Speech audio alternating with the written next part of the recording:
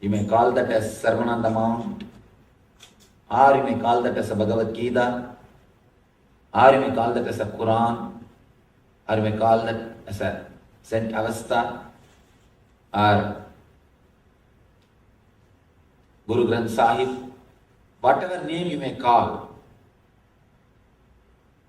all words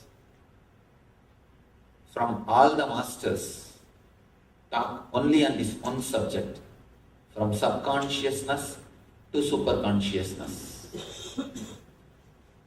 Not only religious masters, anybody who shared their wisdom, anybody who is intelligent, anybody who speaks some word about spirituality, live about spirituality, anybody who gives a little bit of intelligence to anybody, they touch only this one subject, subconsciousness to superconsciousness.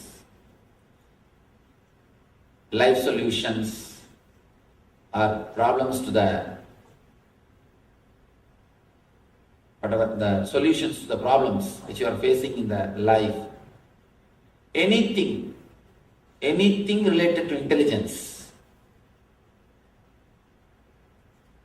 is directly connected to this topic, from subconsciousness to superconsciousness. Whenever your activities, your thoughts, your mental setup are subconscious, you directly go towards suffering. You travel towards mithya, means which is ephemeral. The moment your words or your deeds are with consciousness, you simply travel towards superconsciousness, nithya, the eternal or eternity. All our growth, if at all you consider that somebody is growing, it can be only in this direction, from subconsciousness to superconsciousness. If you are moving from subconsciousness to superconsciousness, only then you are growing. Otherwise, you are only getting aged, getting old. Getting old is not growing. Anubhava is not anubhuti. In Sanskrit we have two words, anubhava and anubhuti. Anubhava means just getting old. Anubhuti means learning from the experiences. Anubhava is getting experiences. Anubhuti means learning from that experiences. A simple example. There are people who learn from experiences. First they touch the cigar fire and then they understand, oh, cigar fire will burn. Then they touch the matchbox fire. They say, oh, matchbox fire burns. Then they touch the oven fire. Oh, oven fire burns. They touch one by one all fires. By the time they come to the conclusion, all fire burns. They will be old, their body will be ready to be burnt. This is anubhava. You learn from experiences. But we don't have enough time to learn from experiences. We don't have enough time to commit all the mistakes and learn. It's an old saying, learn from your mistakes. I say, learn from others' mistakes. You don't have enough time to do all the mistakes and learn. Anubhava is the path of subconsciousness. Next, another beautiful word, anubhuti, means learning straight away from one mistake. It's like when you touch one fire and it burns, immediately you realize all fire will burn. Coming to a clear understanding and conclusion, all fire will burn. Anubhuti is what I call superconscious state. Anubhuti is what I call a pure consciousness. Almost all the religions, all the rituals, all the techniques, all meditations are created only to drive man from subconsciousness to superconsciousness. Whatever you do, whether praying in the church or doing puja in temple or doing namaz in the mosque or any other ritual, any other religious ritual is designed originally to lead man from subconsciousness to superconsciousness. But the problem is, when you don't know the science, only you do the act. When you do the act without knowing the science, again you make that as a ritual. Subconscious process.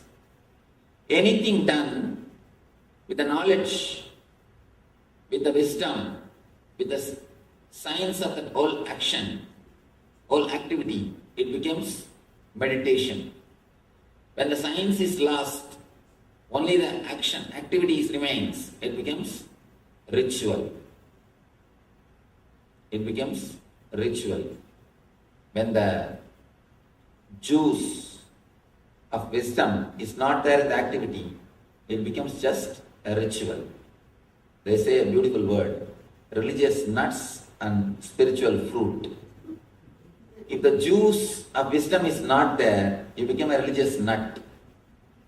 When the juice of wisdom is added, a religious nut becomes a spiritual fruit. So, any ritual, any technique starts only as a technique to transform you from subconsciousness to superconsciousness. But when you don't know the science, why should it happen? What way it helps me? What way it is going to add more energy to my life, more clarity to my life, more intelligence to my life?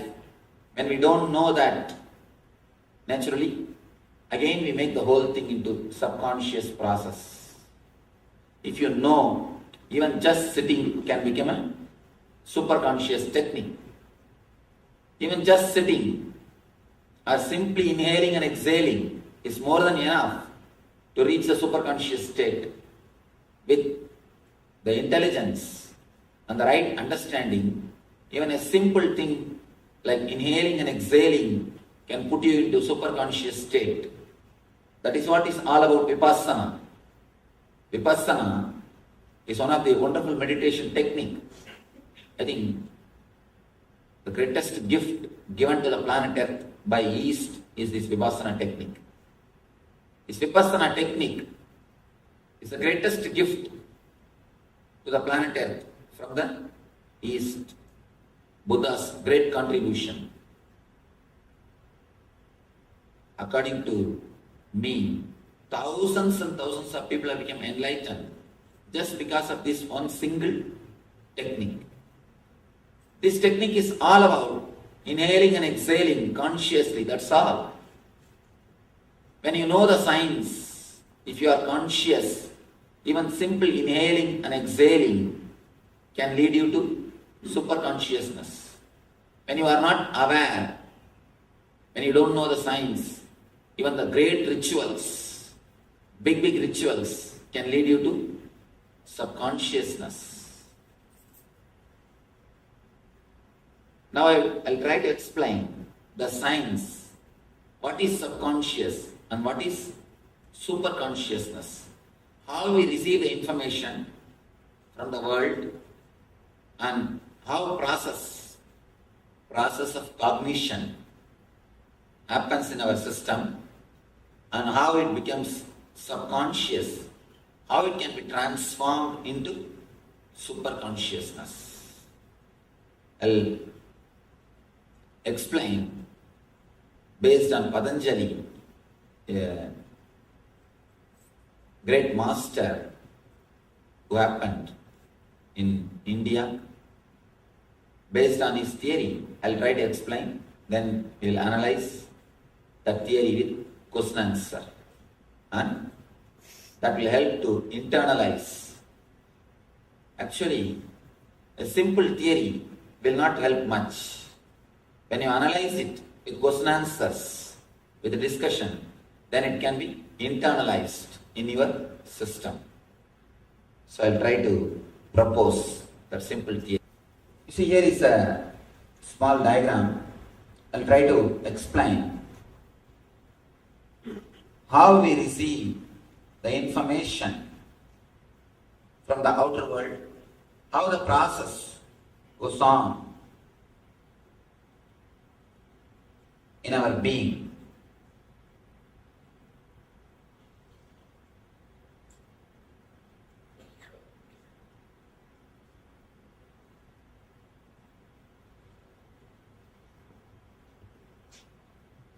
I've used Sanskrit words. I'll try to give you the English explanation. For example, you are seeing something through the eye. You are seeing me. Let us take this example. The moment you see me, there is an energy called chakshu, which converts the information like a digital processing. If you want to process any information in the computer, you have to digitize it. It has to be converted. So the conversion happens by chakshu. Actually, chakshu only sees the whole thing. Whole information. Chakshu means the energy which sees. The energy which sees. Chakshu takes the information to manas. The moment the information is received, chakshu is like a file. In that the information is put and it takes to manas. Immediately manas is the place, we can say, the first step of our being. Manas analyzes. Manas completely analyzes and it starts classifying.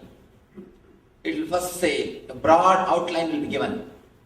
And he is a man or he is a human being. A broad outline will be given. Then that file will go to Chitta.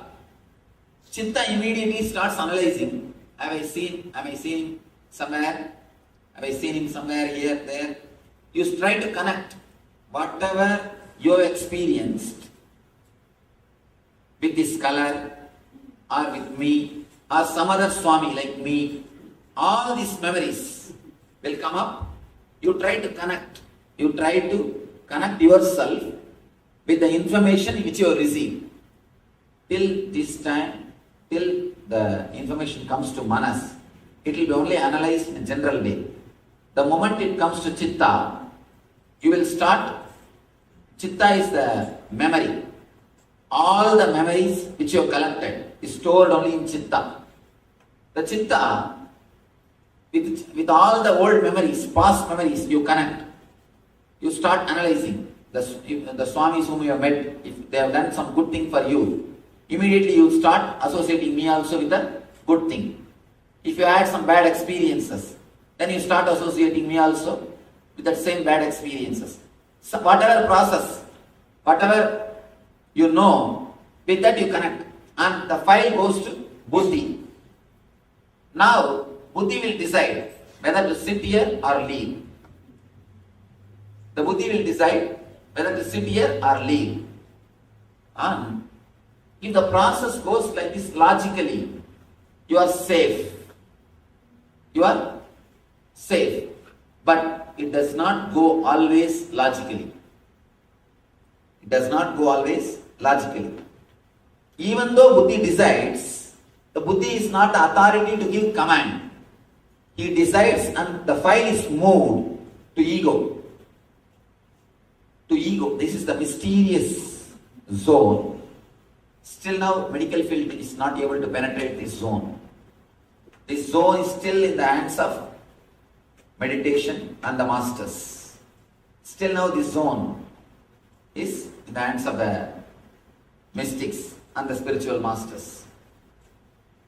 The buddhi sends the file to ego and ego decides.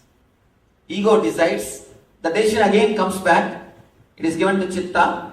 to manas, chakshu, then the body starts working the decision. You get the decision from ego, then ego says, all right, let us sit and see. Let us sit and watch. Then you sit. If the ego says, no, better let us leave, you simply walk. This is the way the information goes inside and comes out. First your eyes sees whatever you see, that is converted as a file, the form of a file on which through which they can do the process. That is done by chakshu. Then next it goes to manas. The manas gives a, you can say, view or an idea about what it is. Then the file goes to chitta. Chitta is the memories which you collected. See, in manas, you are no way associated. But in chitta, your memories are associated. Manas gives only from the collection. Manas never says right or wrong or anything. It just gives an overall view. Here is a human being with this cloth, with the turban. Just the idea is given to you. Then the chitta only starts analyzing. Oh, he is Swami. Already I have seen so many Swamis. These are my experiences. I think then what to do. Then that file goes to buddhi. Buddhi only decides. But the problem is buddhi doesn't have authority to give command. So the command can be given only by ego. For one shana, the whole file takes a quantum leap. From the ego, command comes. Your body executes that command. If whole thing happens logically, see, I said now a small example of seeing me. Seeing me, you see, and then the information is digitized and is brought to manas. Manas gives a broad view about he is a human being standing here. All these ideas are given. And then it is brought to chitta. Chitta says, oh, I have seen so many Swamis. Better, now let us go back and do our work. Then immediately your buddhi decides. All right, the file goes to the buddhi. Buddhi says, I have seen so many Swamis. Let us go. Then you decide to go. You leave. If this process happens, no problem. If it happens logically like this, no problem. Things go safe and your things go smooth. But sometimes, till here, one type of logic works. For example, smoking. From the level of eyes you receive the information. It comes to chakshu, it comes to manas, it comes to chitta, it comes to buddhi. The whole file, when it is processed, your buddhi says, no, smoking is not good for health. I don't want. Already I had so many bad experiences about smoking. That is the end conclusion of the buddhi. But suddenly something happens when the file moves like this.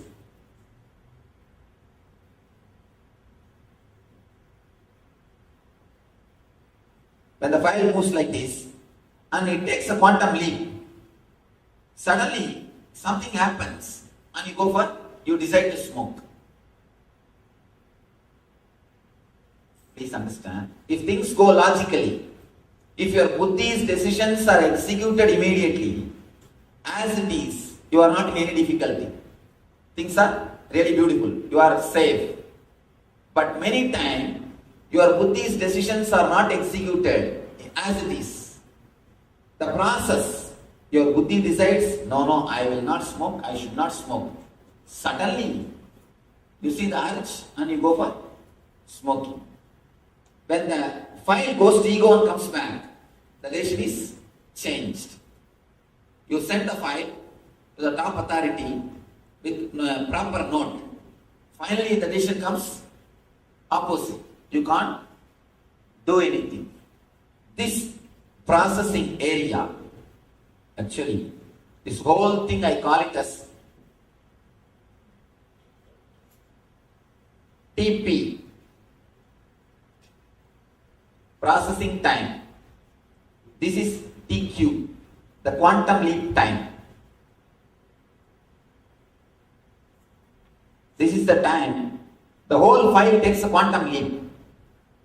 In this moment only, all your decisions are changing without your knowledge, without your control. Till this moment, the file goes logically. You analyze very clearly.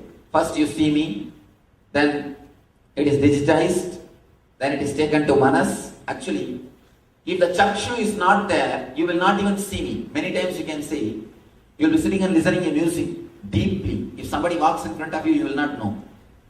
Or you will be watching movie. If somebody calls you, you will not know. Means that chakshu or the energy behind the sense is not associated with that sense. Only with the chakshu, the information is taken in. The whole file is digitized. When the file is digitized, it goes to manas. Manas gives an overall view. Manas, only work of manas is excluding all other things. The manas will say, he is not animal, he is not plant, he is not, but all is not. That all will be eliminated. All the excluding will be done. And the file will be brought to chitta. Then chitta will start analyzing. Oh, he is Swami. I have seen so many Swamis. Or I have seen him earlier in Los Angeles. What is my experience with him? It's good. Okay. Then the idea, yes, it is good. I had a wonderful experience with him. That file will go to buddhi. Then buddhi will decide. Oh, I had a wonderful experience with him last time.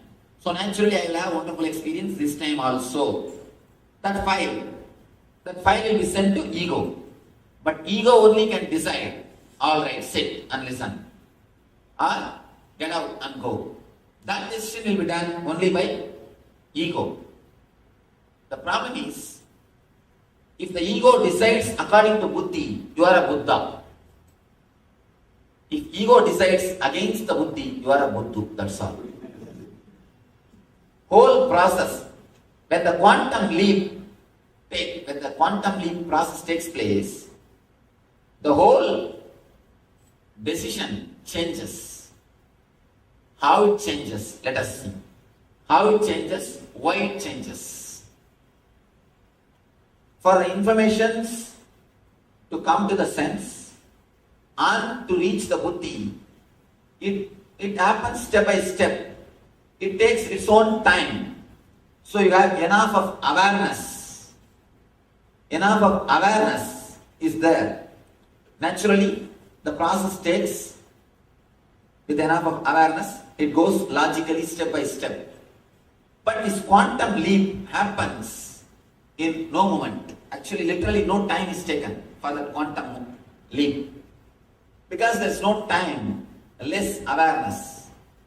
Any decision taken with less awareness always leads to confusion. Here, the quantum leap happens with lot less awareness. If the TQ time is more than TP time, then you are a Buddha. You will take decisions with awareness. All your word, all your mental thinking, all your actions will be super conscious. If this TQ time is less than TP time, then you are working from subconsciousness. Your decisions are not logical. Your decisions are not clear. You are not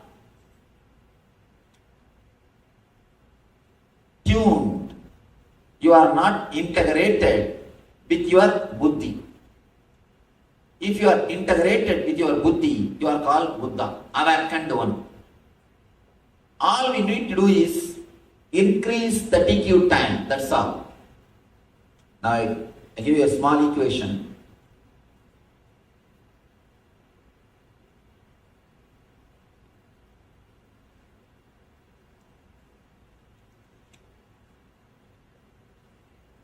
If TQ is less and TP is more, you are in subconsciousness.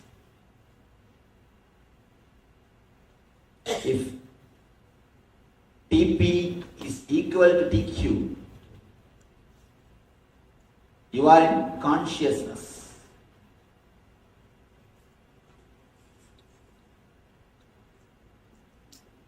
If TP is less than TQ, if the TQ is more, you are in super consciousness.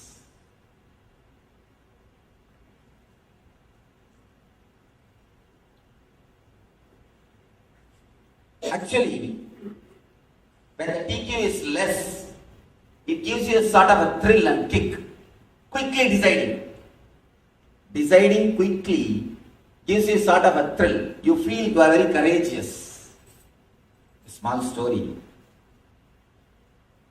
One Nithyananda, means a courageous guy, and his friends, they all decided to go for a bullfight. Before going, they all went to a bar and started drinking.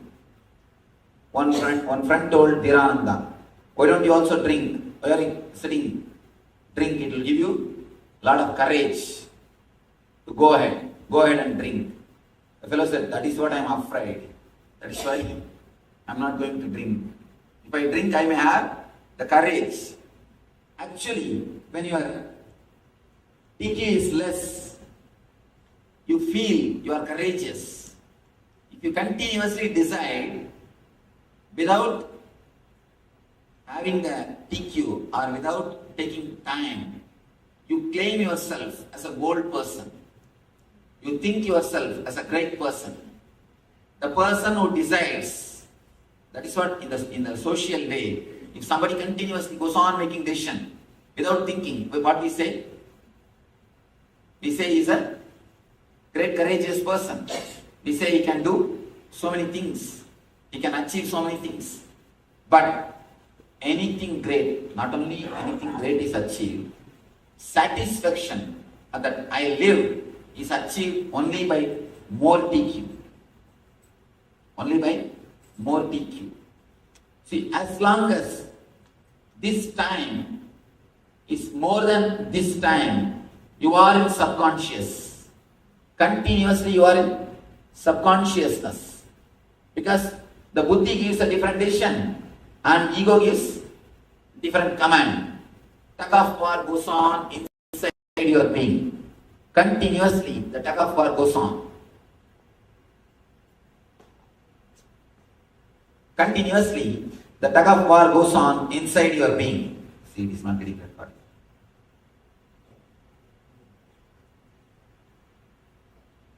The guilt, fighting with yourself, everything happens only in this spot. Buddhi gives one decision. Buddhi writes something in the file. And ego gives different command. If you understand this one thing little deeply, your whole life can be transformed. Because it's a basic key with which we receive the information, process it and pass the decisions. If you can understand this one thing, that's more than enough to transform your whole life. All we need to do is to increase the TQ time. Increase the TQ time.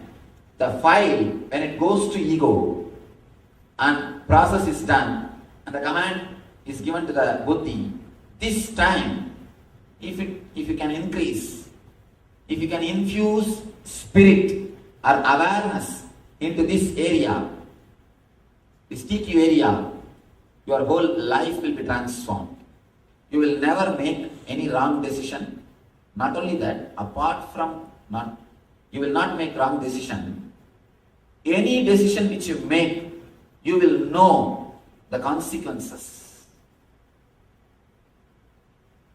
We destroy our senses. We overdo things. We exploit our body. We abuse our system when the TQ is less than TP. You can see in your life, till night 3 o'clock, you sit and watch the football match.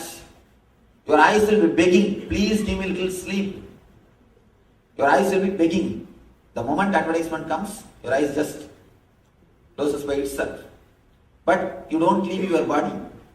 You just force Again and again you abuse your body. We abuse our body because we don't have enough of TQ. We don't have enough of awareness in the decision making system. And anything, if you feel intellectually I am able to understand, but I am not able to practice, the problem is in the TQ. Intellectual understanding means till buddhi things are okay. But emotionally I am not able to experience, or in reality I am not able to practice means the TQ is not sufficient. Almost all our problems is only this subconsciousness. When the TP is more than TQ, you are working subconsciously. Even your inhaling and exhaling, if it is done subconsciously, you are not completely doing it. Please be aware. When you are not aware of your inhaling and exhaling, your lungs are not completely filled. Just this moment you can experience. Just become aware of your inhaling and exhaling. You will start doing deeply. You will feel your whole lungs. This moment, just become aware of your inhaling and exhaling. It will be at least 1.5 times more. You will be inhaling. The moment you infuse awareness, even your inhaling and exhaling, the quality of inhaling and exhaling transforms. The moment you bring awareness, your thinking system is under your control. Lot of times, without even our knowledge, continuously we bring negative words inside.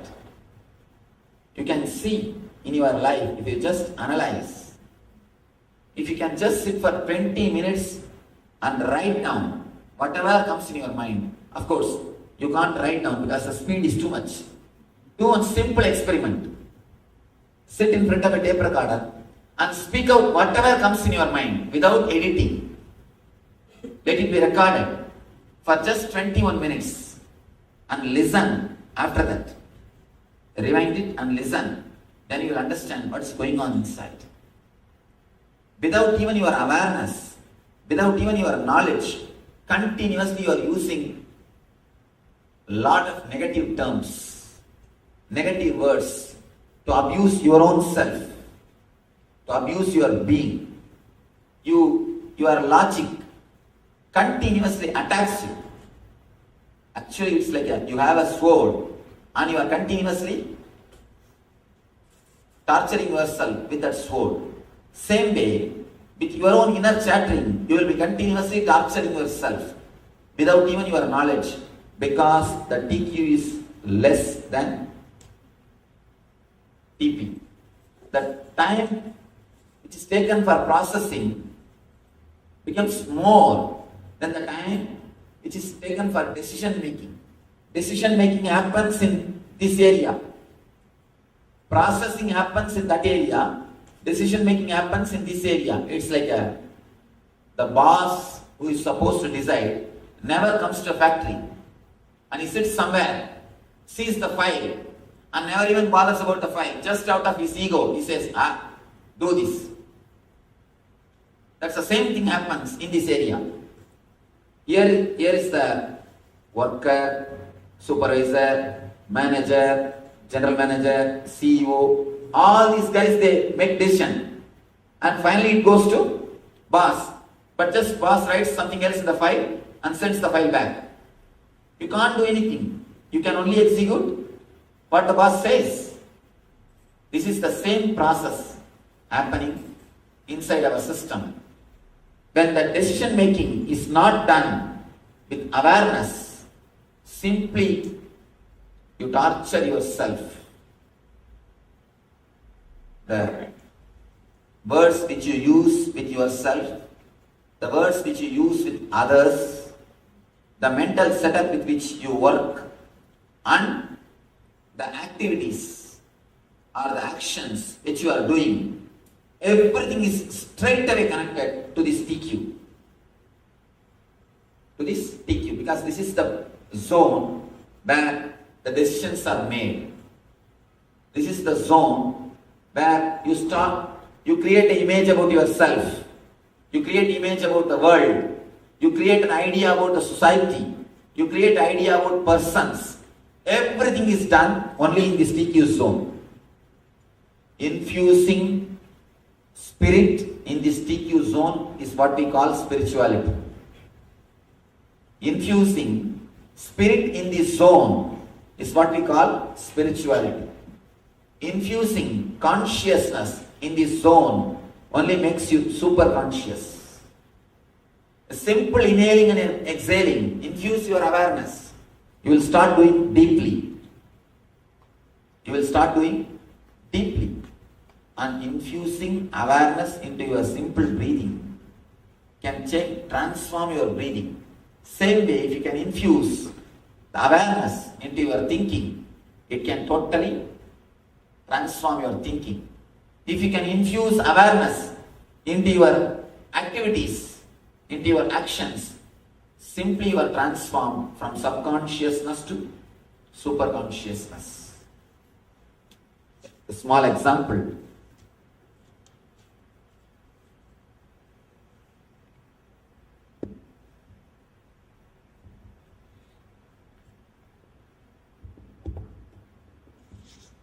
One person came to me and he asked me, Swamiji, I have the habit of smoking.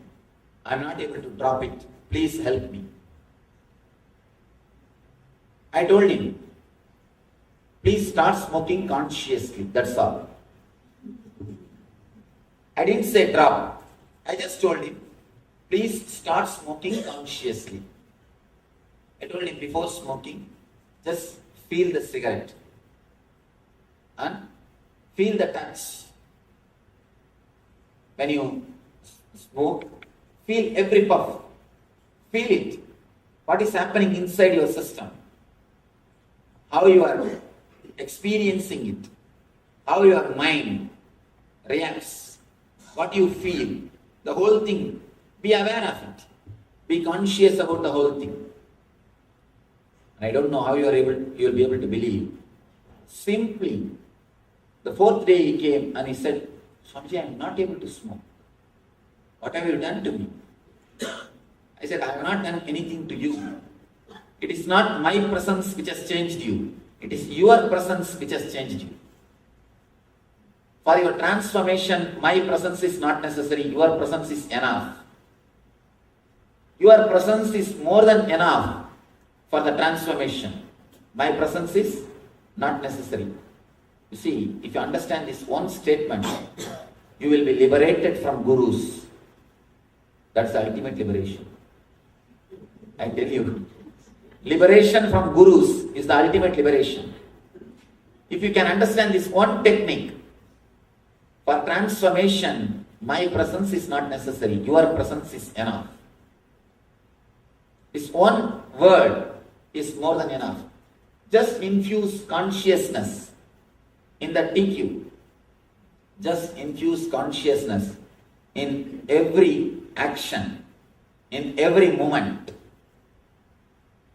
If you can infuse consciousness into every moment, you will see simply your whole life is transformed. This guy says, when I started with awareness, then I understood actually smoking is nothing but escaping, trying to escape from some thoughts, some mental thinking setup. All your addictions, analyze all your addictions, whether it is coffee or tea or smoking or drinking, everything. At particular time, you come upon a particular mental setup, whether depression or low mood, or some mental setup you face, which you are not interested in facing. Either you feel that you don't have enough energy to face it, or you don't want to face it. Then what do? Immediately, you drink something and escape from that mood. You just wanted to escape from that mood immediately for time being. Only then you choose drinking some tea, coffee, or alcohol, or smoking. Any addiction, anything, it is nothing but trying to escape from that mental setup for that time. for that few moments. When you can't escape consciously, you choose unconscious methods, unconscious techniques. It's like a pig felt too much of smell, the drainage. In India, open drainage system. And finally, he was not able to bear that smell. He just put his nose into that mud or slush. Same way, when you want to escape from some suffering, you just make yourself unconscious and you think you escaped. The drinking or any addiction process is just the same thing. When you are not able to escape consciously from a particular mental setup, you wanted to escape, you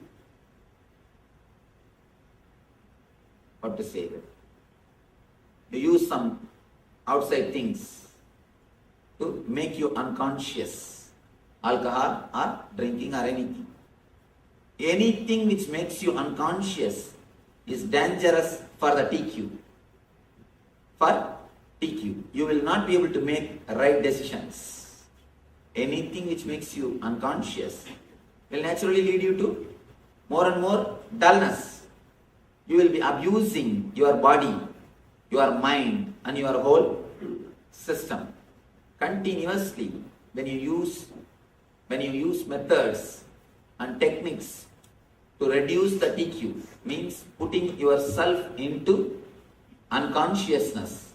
Naturally, you are traveling towards the path of suicide. It's like a slow suicide. Actually, in a big bar, one person from a missionary went there. From table to table, he was going and sitting and talking with people and trying to convince them how bad the drinking is. Table to table, he was going. One guy, young guy, he was trying his best to avoid eye contact with that missionary. He wants to escape. But exactly the person came and sat in front of him, in front of the young guy, started advising him. Don't you feel what you are drinking is a slow poison? The young guy immediately replied, yes, I know, because I am not in a hurry, I am taking this. I am taking this because I am not in a hurry. You can't drink if you are not in a hurry to die. It is just a slow suicide process. It can make you dull and the awareness rate will be brought down. You will be traveling towards subconsciousness. Not only drinking, please understand, not only drinking, there are so many things which makes you unconscious, which makes you subconscious. If you do something which you don't want to do from your heart, but out of desire or impulse or compulsion, if you do, again you are creating subconsciousness. Again, the depth of the subconscious is getting increased. You are getting caught. You are creating a mental setup which is more and more going to give or create trouble for you, which is going to be more and more unconscious. Your whole life structure needs to be flooded with this single idea, with this single understanding. If you flood your whole life, it will be simply transformed.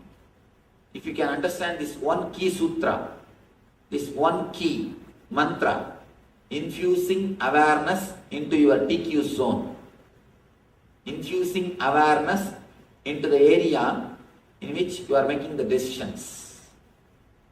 If you can infuse awareness into the TQ zone, your whole life will be transformed from this moment. Transformation does not need years, months, not even weeks. Not even weeks. It is just a conscious choice, a simple decision. From today, I decide to transform my life. From today, I decide to transform my life.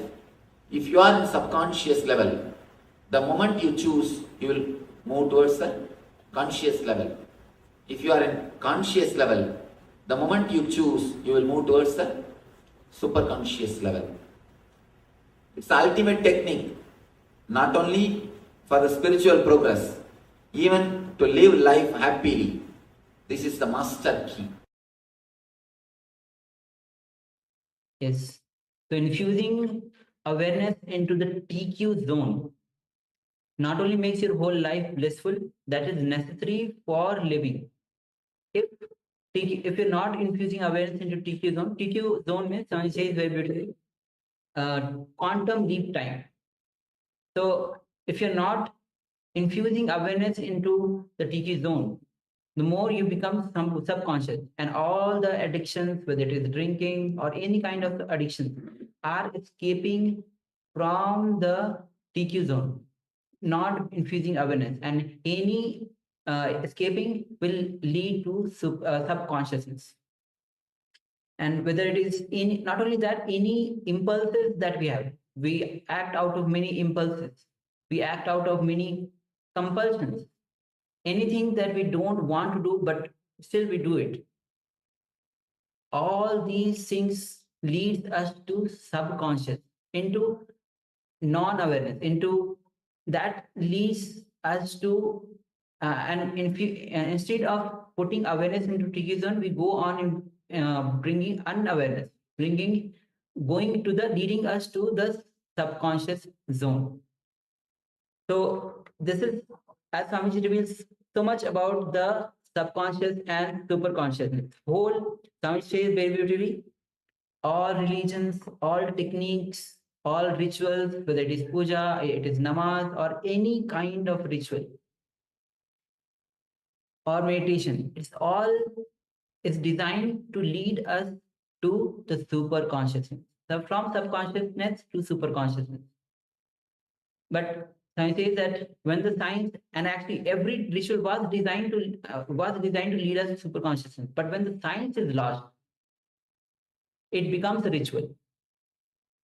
So having the intelligence, having the understanding, right understanding about anything that we are doing, even the simple act of inhalation and exhalation, if we do it with awareness, if we do it with intelligence and understanding, will lead us to super consciousness. And Swami talks about how the whole process of information getting into our chakshu, from chakshu to, it goes to manas, manas to chitta, chitta to buddhi, and finally it goes to ego, where all the decisions are made and given the command, then it comes back. For example, when the information comes through eye, it goes to chakshu. Chakshu is like the file where all the digital signal processing happens, where the information comes and converted into files, and then it goes to manas, where broad outline is done, where analysis is done, whether he's human being, he's an animal, a broad outline is given. And it goes to chitta. Chitta is the collection of all the memories that we have.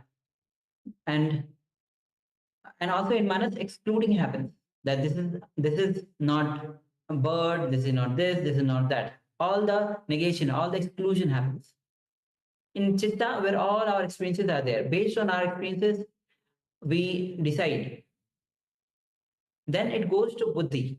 It is based, when it comes to buddhi, based on our experience. From the chitta, when the file moves to buddhi, we decide whether to act in favor or any kind of decision that is made for that particular incident. Till here, the whole process is logical. But when it moves to ego, there the quantum jump happens. As Swamiji gave example of how you might have given up in a project, you might have written everything logically, beautifully explained. But when it goes to boss, it is boss who decides whether to execute that project or implement that or not. It is completely dependent on him. So when the ego decides in favor of the logic, in favor of the buddhi, you are a Buddha. But When the ego decides against buddhi, then you are buddhu. So this is how Swamiji talks about the TQ time, bringing awareness in the TQ zone, in the ego. When the ego, the time where the decision is made, when we infuse awareness in the TQ time, quantum time, the more aware we are, the more decisions will be made logically, made in the right direction. All right. So with this, we'll be entering into the internalization exercise. Yes. So the internalization exercise, what is subconscious and superconscious? Where are we today? So let us take a moment and internalize the following great truth. Science and technology is growing and evolving so much, so fast, that soon artificial intelligence will run almost every aspect of our life. The good news is that science and technology are unable to deny the great truths of superconsciousness and revealed, so the great truths of superconsciousness as revealed in the Hindu tradition. The great news, so this was the good news. The great news is that by their natural evolution, science and technology are leaning towards the multiple revelations of and about superconsciousness. Science and technology were both projected at the start, branded initially, when science itself was still in its developing stages, as if they were both against these superconscious revelations. But slowly, one by one, scientists have come to understand that the Vedic tradition is the most scientific tradition, and now science and technology itself automatically points to the superconscious science of the Hindu tradition for the many questions that they themselves do not have answers for. So let us just take a few minutes and internalize this great truth.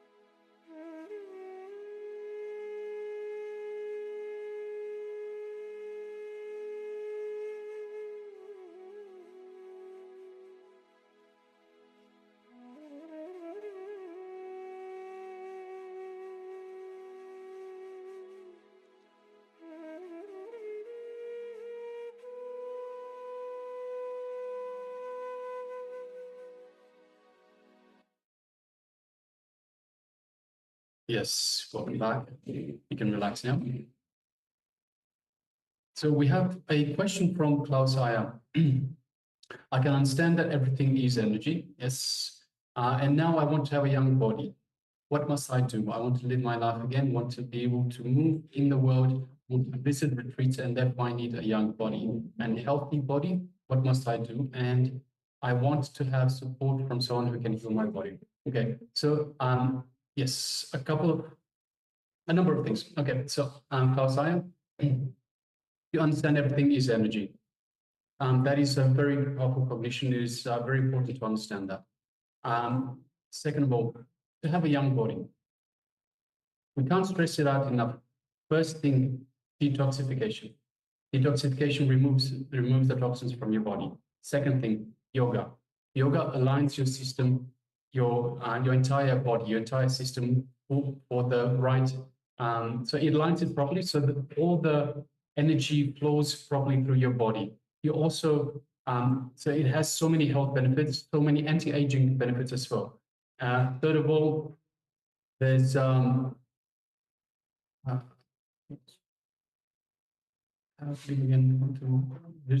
retreats. Yes.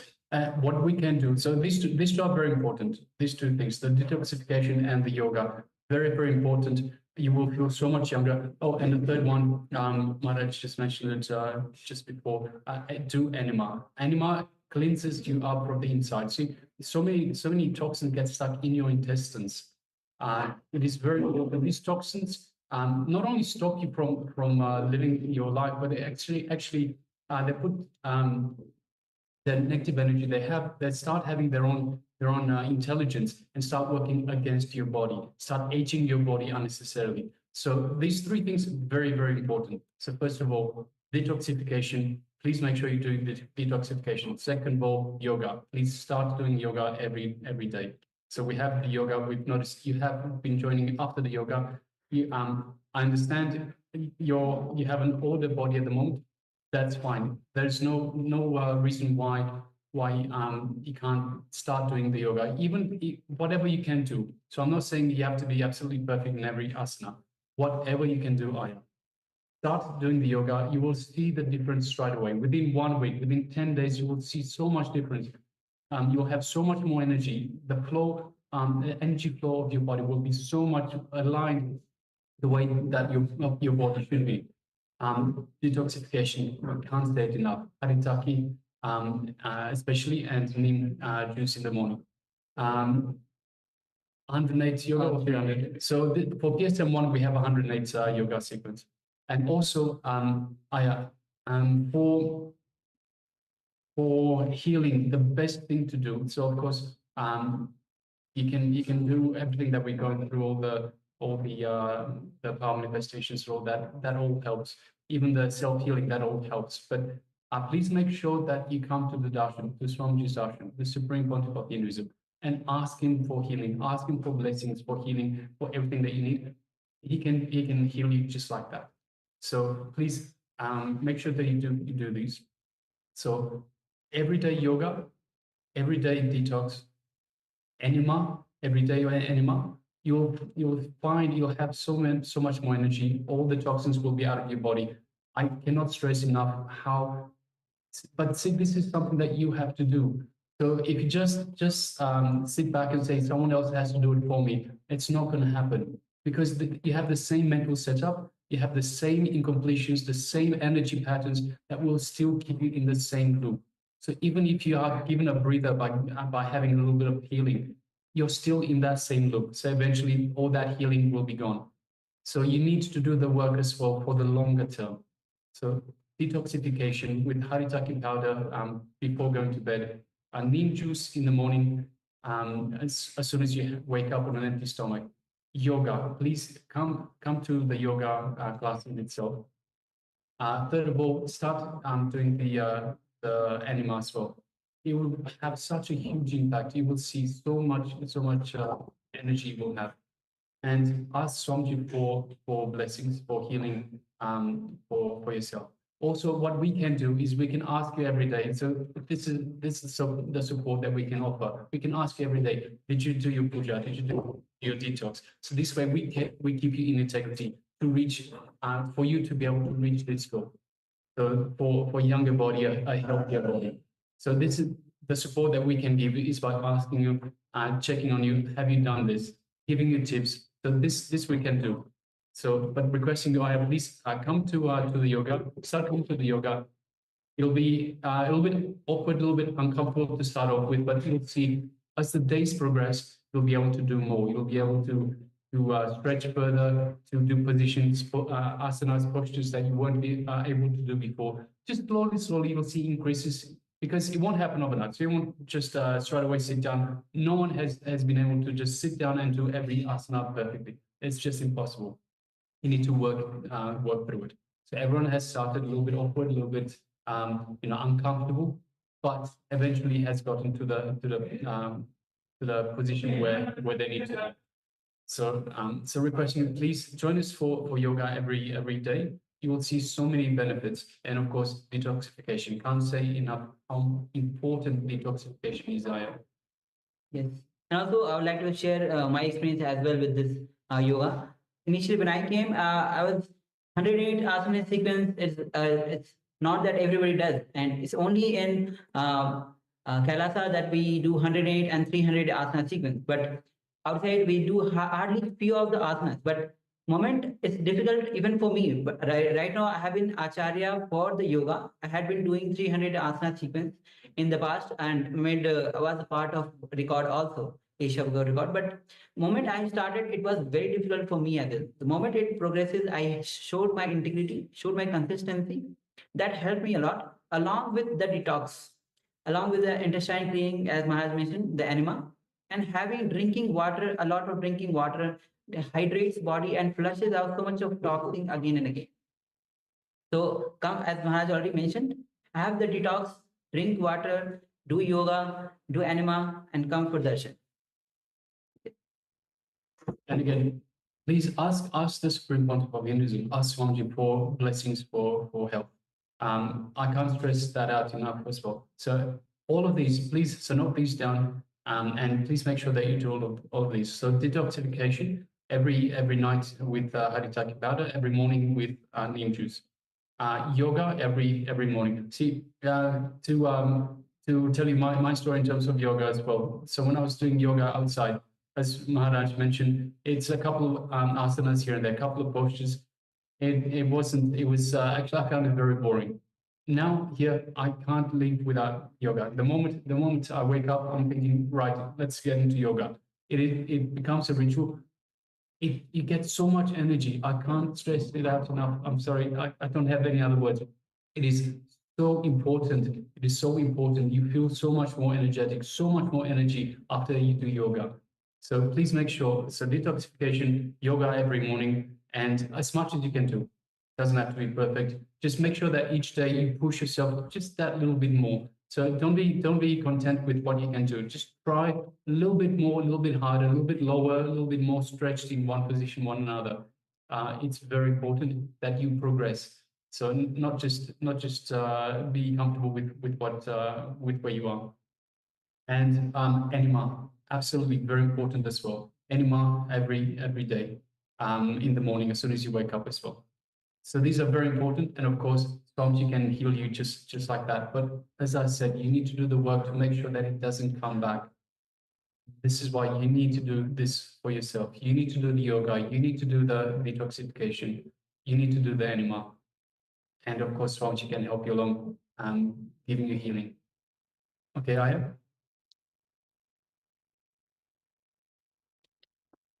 All right. So with this, we'll be moving on to the next, which is going to be on detox. So this detox is on to the ghee, actually herbal juice.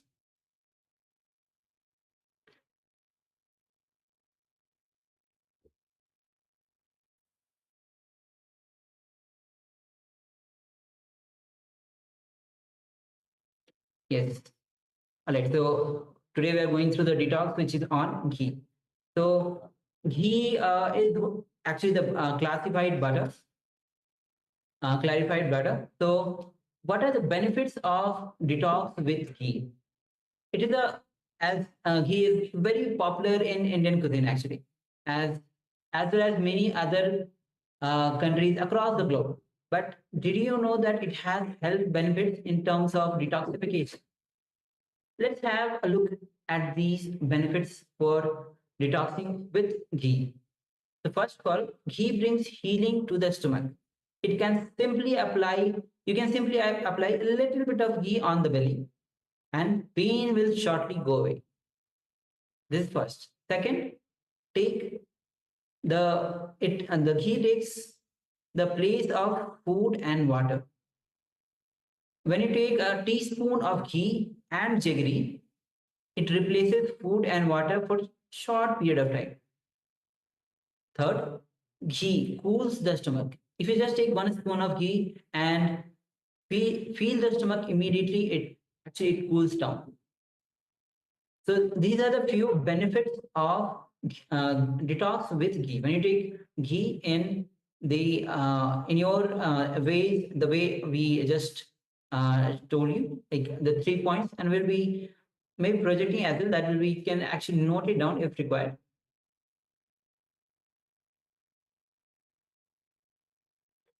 Yes. So first, ghee brings healing to the stomach. If you just apply a little bit of ghee on the belly, the pain will shortly go away. And if you take 1 teaspoon of ghee with jaggery, it can replace food and water for a short period of time.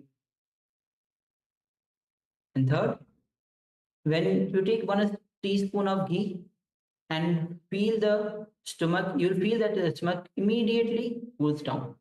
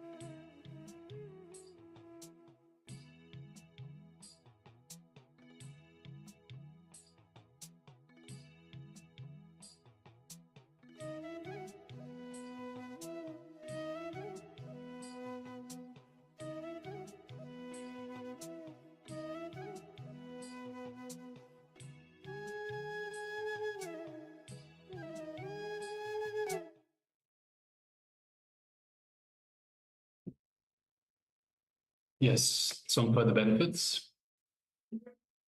So ghee removes the parasites. So if you simply just burn some ghee and rice and inhale that smoke, it removes all the parasites that are built in your system due to non-vegetarian lifestyle. So it must be understood, due to our non-vegetarian lifestyle. So all the animal products that we eat, there are lots of parasites that are ingested, that are in our system, that become stuck in our system. So by burning ghee and rice and inhaling that smoke, it will remove these parasites that have been built in the system due to that very non-vegetarian lifestyle. Fifth, food for your brain. If you keep some ghee on a banana leaf, on a banana leaf itself, apply some ghee and eat pure Cadbury organic pony rice. So this is pony rice, organic pony rice. You'll find that your brain's ability to grow subtle grooves and its ability to hold the high understandings and visualization will just shoot up. So by having these subtle grooves of our brain they get developed in order for us to hold, to understand these higher teachings that Swamiji has been imparting, because it is on a higher level, on a higher frequency, higher consciousness. So we need these subtle grooves to be developed. And by having this ghee with pure organic rice, pony rice, the brain's ability to grow subtle grooves will just shoot up, absolutely shoot up. Sixth, it keeps you hunger-free. So if you burn some pure cow ghee with some pure rice, if you recite appropriate mantras and do the Agni Hotram with pure cow dung cake, and then you inhale that smoke, it keeps you hunger-free. It can fully charge all your internal organs and it keep you active at least 8 hours. So this is just inhaling that smoke. And seventh, it prevents diseases. So if you just simply take 1 teaspoon of hot melted ghee, of course, when we say hot, it doesn't have to be hot so it burns your mouth.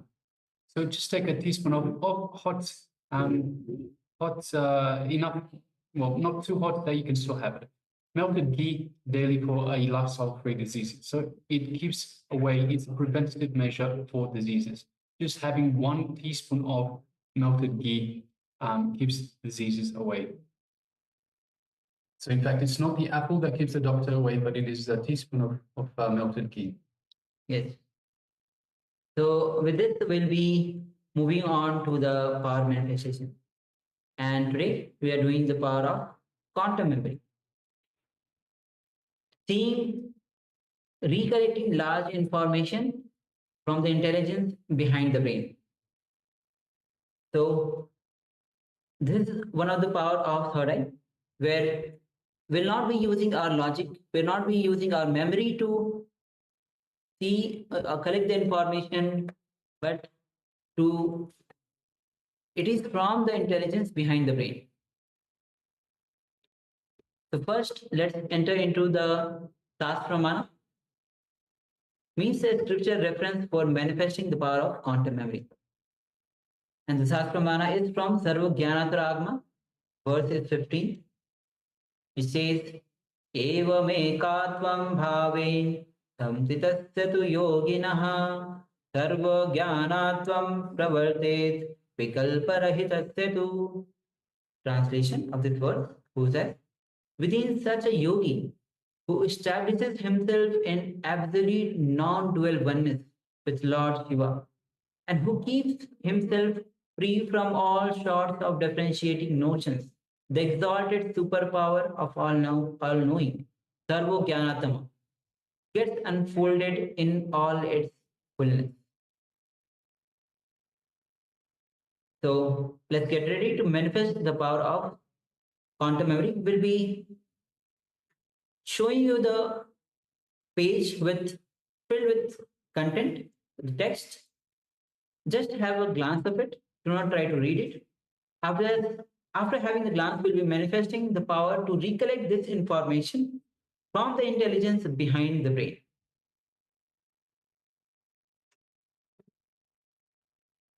Yes, we're displaying the page now. Yes, that's all. So you just had the glance of it. Now let's start manifesting this power of quantum memory. As you visualize Swamiji in your inner space, visualize his energy is flowing through you and filling all your trillions of cells with his energy.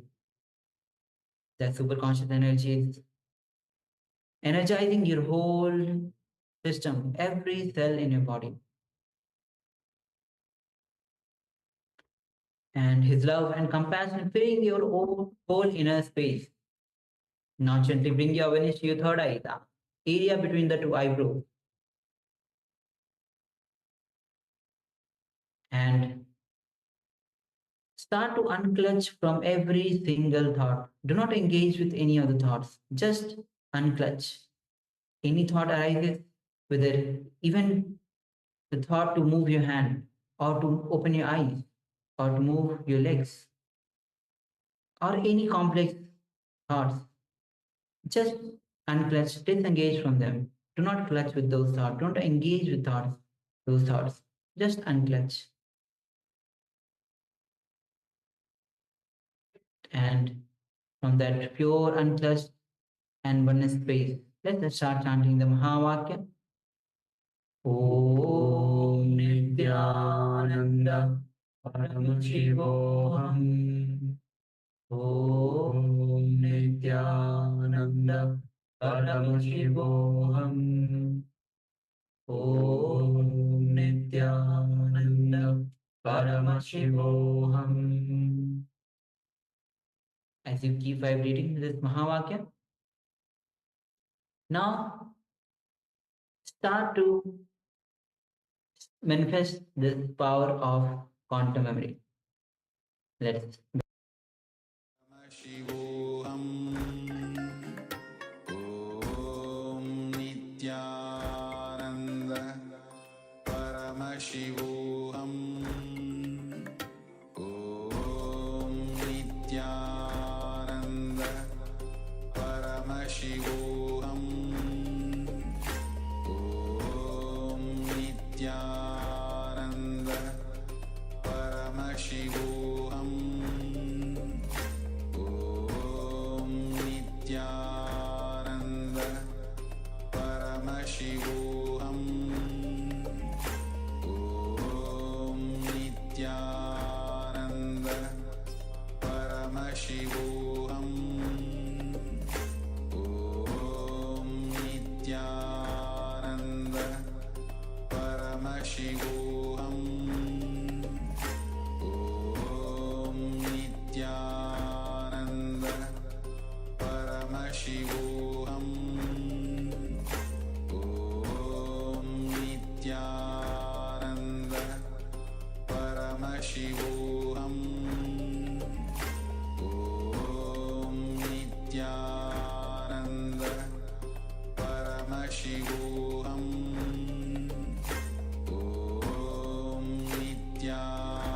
Nithyananda Paramashivoham.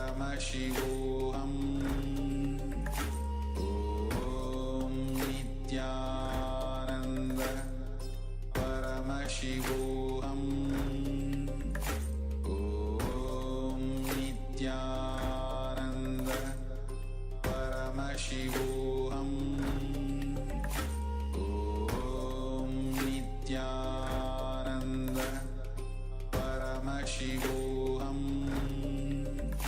Om Nithyananda Paramashivoham. Om Nithyananda Paramashivoham. Om Nithyananda Paramashivoham. Om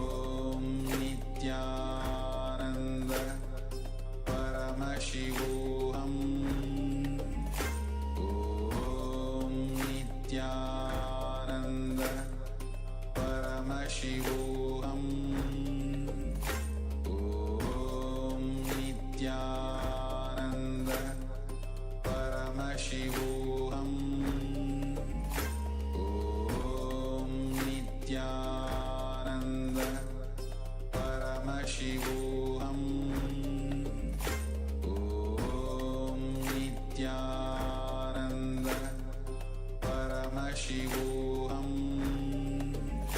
Om Nithyananda Paramashivoham Om Nithyananda Paramashivoham Om Nithyananda Paramashivoham Om Nithyananda Paramashivoham Om Nithyananda Paramashivoham Om Nithyananda Paramashivoham Om Nithyananda Paramashivoham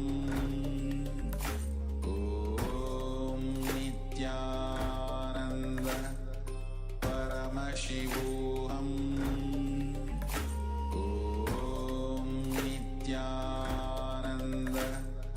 Paramashivoham Om Nithyananda Paramashivoham Om Nithyananda Paramashivoham Om Nithyananda Paramashivoham Om Nithyananda Paramashivoham Om Nithyananda Paramashivoham Om Nithyananda Paramashivoham Om Nithyananda Paramashivoham. Yes, you can now relax. And just take a moment now and let us know what was revealed to you in the third eye. So what was the information on the page that we displayed for you just for a small fraction of time?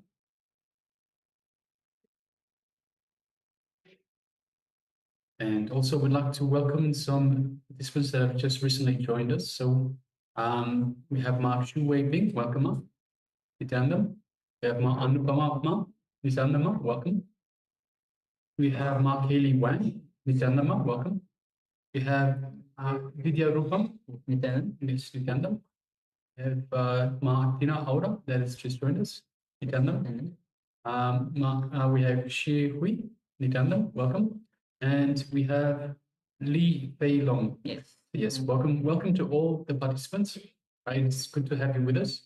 One small request, one large request. If you could please switch on your cameras. So requesting everyone to please switch on your cameras and please make sure that you are available in the camera frame for the program itself. So make yourself available for the program. As Swamiji beautifully says, however much you put into it is what you will get out of the program. So the more you put, more effort you put into the program, the more you will get out of it. And the best way to put your effort into the program is, of course, to participate, to do all the exercises, and also ask questions. If there's anything that you're not sure of, anything that doesn't quite make sense to you right now, please ask us and we will clarify this information. So this two-way program is meant for your clarifications. It is for your benefit. It is for us to tailor the program to your needs. So we are here to serve you. We are the Acharyas. We are here to serve you in anything that you need in relation to the program. But of course, we can only do that if we know what issues you are facing, what you require of us. So requesting everyone, please, at any point, if you have any questions, please put the questions in the chat box and we will address it as soon as possible to make sure that you don't have that, that knowledge gap, because in the program, everything builds on top of each other. So if you miss something, if you miss something right at the bottom, then it will be hard to build on top. All right, so we also have Shri Nitya Linkodbhavan that has joined us. Yes, Nityananda, welcome. Welcome to the Paramashivoham Level 1 program. So this is day number 13, and we are just in the middle of the day 14, yes. And we are just in the middle of the power manifestation, the power of recollecting large amounts of data without using the memory. So going beyond the memory, downloading directly from the cosmic archives. It is the power of quantum memory. Yes, so we had before manifestation, we had the glance. You have had the glance. Now let us reveal what was let us share what was revealed to you through your third eye. We had the page which was revealed, shared to you. So go ahead, share whatever was revealed, even if it was one word, few words, or even the one paragraph or the full paragraph. Take a moment and share and let us know.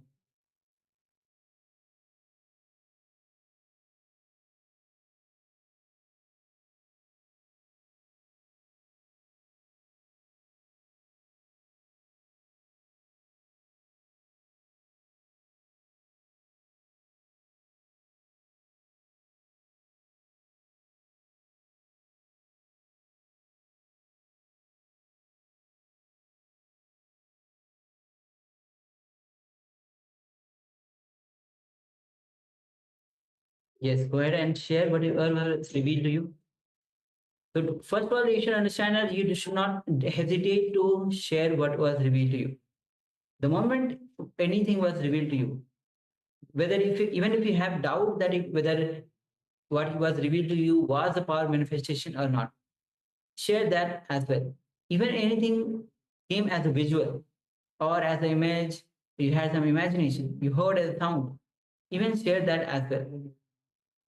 In various ways, powers can manifest. So without any hesitation, take a moment and share.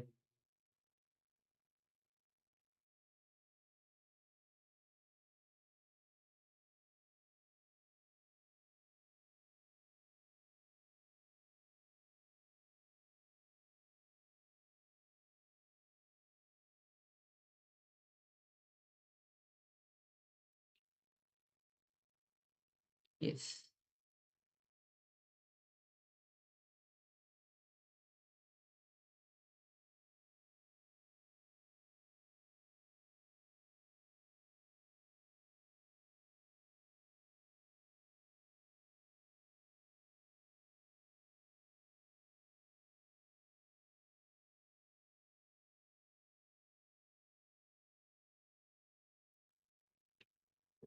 All right. So let's share. We'll be projecting what page that we had shown before to have the glance so that we can verify. Yes. So the page itself starts with Om Nithyanandeshwara Paramashiva Samarambam Nithyanandeshwari Parashakti Madhyamam Asmat Acharya Paryantam Vande Guru Paramparam. So it is from the Guru Paramparam, from the prayer itself.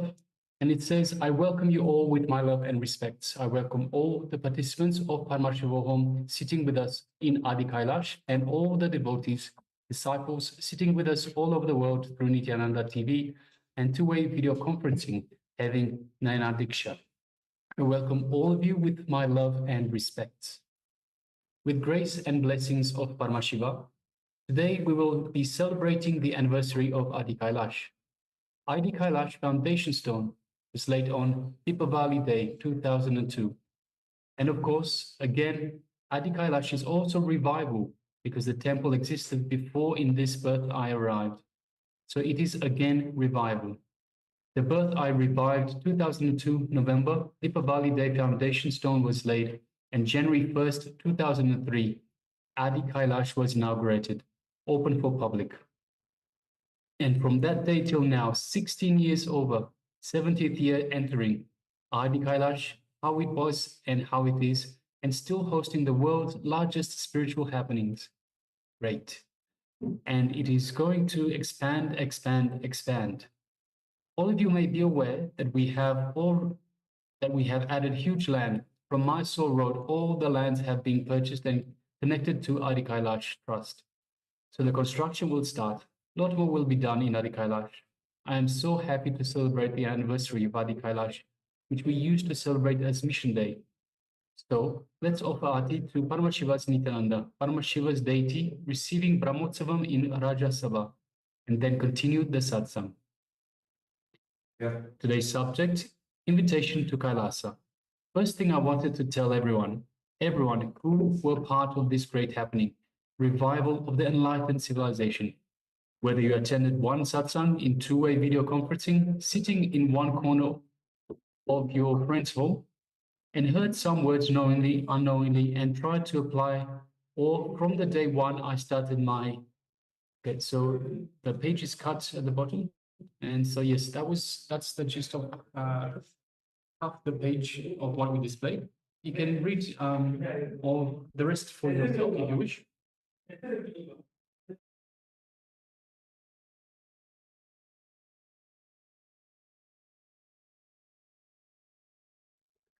All right. Yes.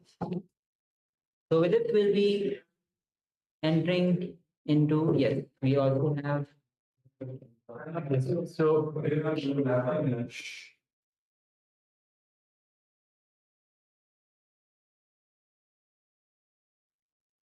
yes, so we'll, Klaus, so your first question, we will be, yes. So are you there, Aya?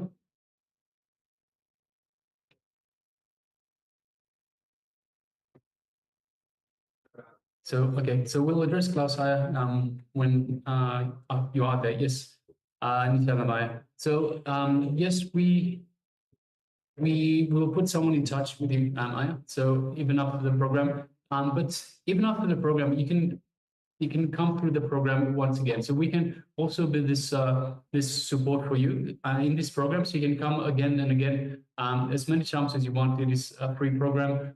You can come again and again, and we can give you that support. Also, we can put someone in touch with you as well. So yes. All right. So with this, let's move to the next session, as it's going to be on the science of miracles. So many times, whenever we feel something is a miracle in our life, there must be some incidents in our life that have happened. We feel that it is a miracle, and most of the time it is an accident. Most of the time, any incident happens, we feel it's an accident. But science says very beautifully, when you live in the present moment, every moment is a miracle. Else, it is an accident. So Swamiji will be revealing much more into this on the science of miracle. So please come to the space of listening as we enter into this revelation by Swamiji.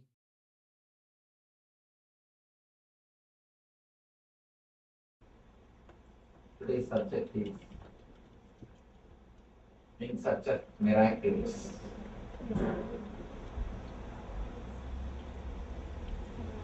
From the time immemorial, human beings are searching continuously what we call miracles, extraordinary happenings. Almost all the religions, all the spiritual groups, all the spiritual societies are answers for the great happenings in the planet Earth which can't be explained logically. There are so many thousands of things happening which is beyond logic. Whenever anybody tries to explain the things which is beyond logic, he creates a new religion. All our such all our seeking, all our effort to find solution, to find answer for what is happening beyond our logic, what we call miracles. All our effort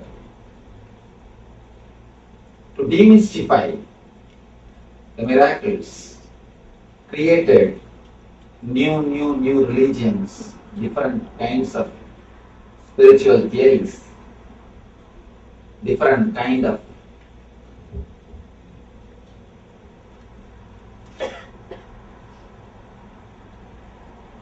understanding about these energies.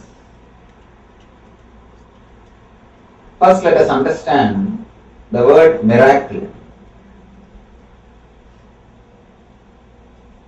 There is nothing on this planet Earth which is miracle actually.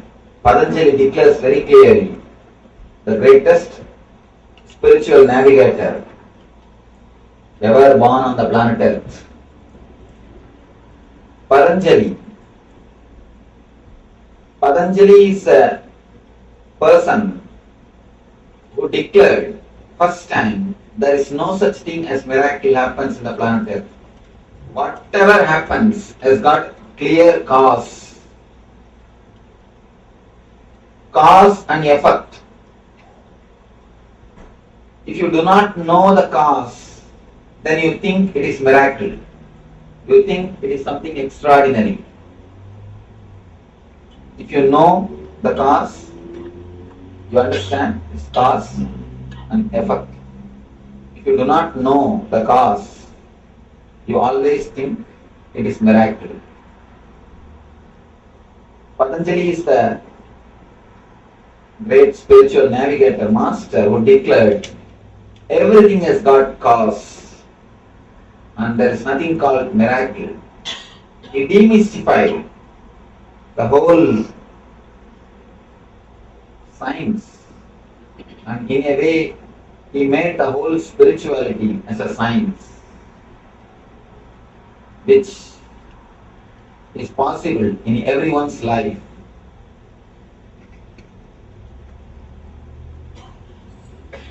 By nature, man has got inquisitiveness, the curiosity to search in extraordinary things. That is why from the time immemorial, again and again, we are searching something extraordinary, something supernatural.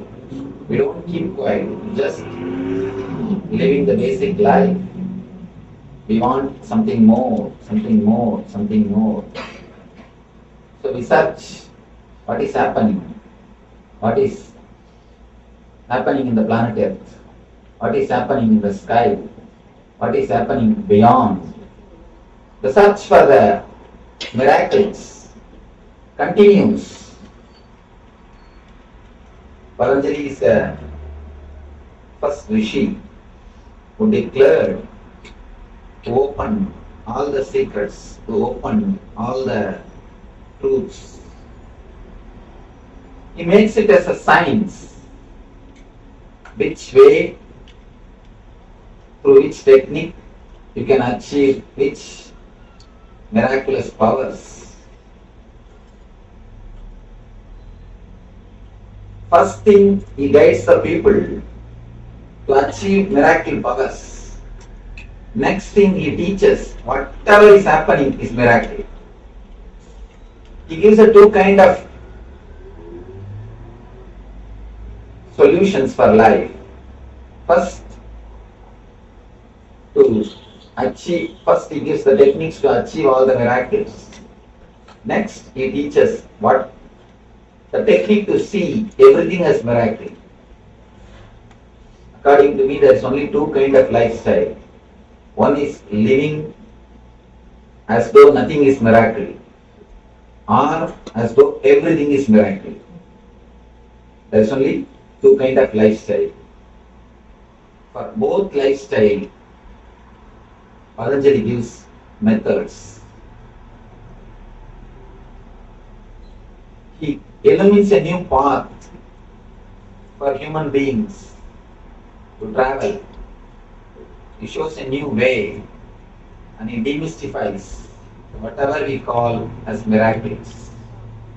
Step by step, he explains the different kind of miracles and how those energies can be achieved, how you can penetrate. Now, I wanted to analyze one or two things. Search for miracles, is it going to help us? First, let us analyze. Searching for these miracles, is it going to help us in our practical day-to-day life?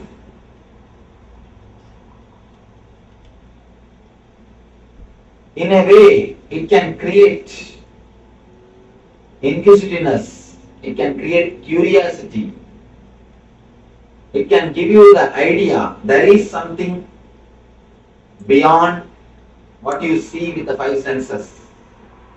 It can give you an inspiration that there is something more than what you see on the planet Earth. As an inspiration to search the extraordinary thing, it is surely a big help.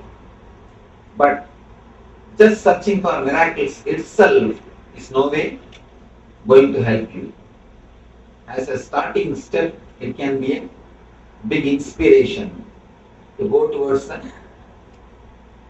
higher dimensions of life. That is what Patanjali says. When you start searching for miracles, when you start searching for extraordinary things, naturally you understand there is one more dimension for your life. There is something more in your life than what you understand. But slowly, you come to a clear understanding, you come to a clarity, you come to a realization that even miracles are not enough. You need to go beyond the miracles. I always tell people, there are two things. One is Shakti to make your dreams into reality. That is what is miracle powers. Miracle power means you will have power to make your dreams into reality. That is Shakti. That's next thing. Buddhi means realizing whatever is reality is nothing but your dream. Making your dreams into reality is Shakti. Realizing that your reality is nothing but dream is Buddhi, intelligence. If your search for Shakti leads you to Buddhi, then it is right. If your search for miracles, if it leads you to experience whatever is happening is a miracle, then your search is right.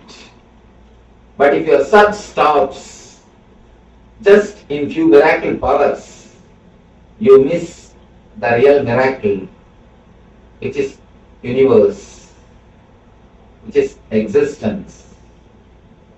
The greatest miracle is realizing the whole universe in your being, or your being in the whole universe. When you travel in your search of the miracles, when you start in your path, step by step you come upon few miracle powers.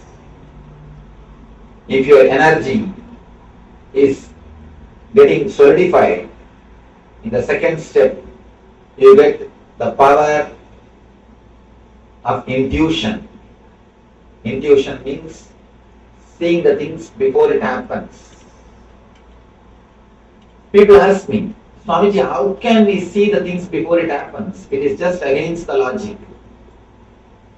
It is just against the logic. How can we see before things happen? it is not against the logic. Because whatever you think as past or future is nothing but the projection of present. Now there is a new thing that is going on among the physics scientists. New talk, parallel universe. If black hole happens in some place, in some other corner of the universe, Big Bang happens. Big Bang and black hole, they continuously happen parallelly. Continuously somewhere black hole is happening, and the parallel side of the universe, the other side, same way Big Bang is happening. If the Big Bangs are happening, black holes are happening. When you don't know the connection, you think it is a two independent incident. If you understand the connection, you will understand it is not two separate incidences. It is just cause and effect, that's all. They say even a single atom cannot move without creating effect in the other side of the universe. If an atom moves in a place, the other side, parallelly, another atom moves. If you understand this parallel universe theory, you will be able to understand your future and past are not two independent things. They are just deeply related with the present. Understand the time as a shaft.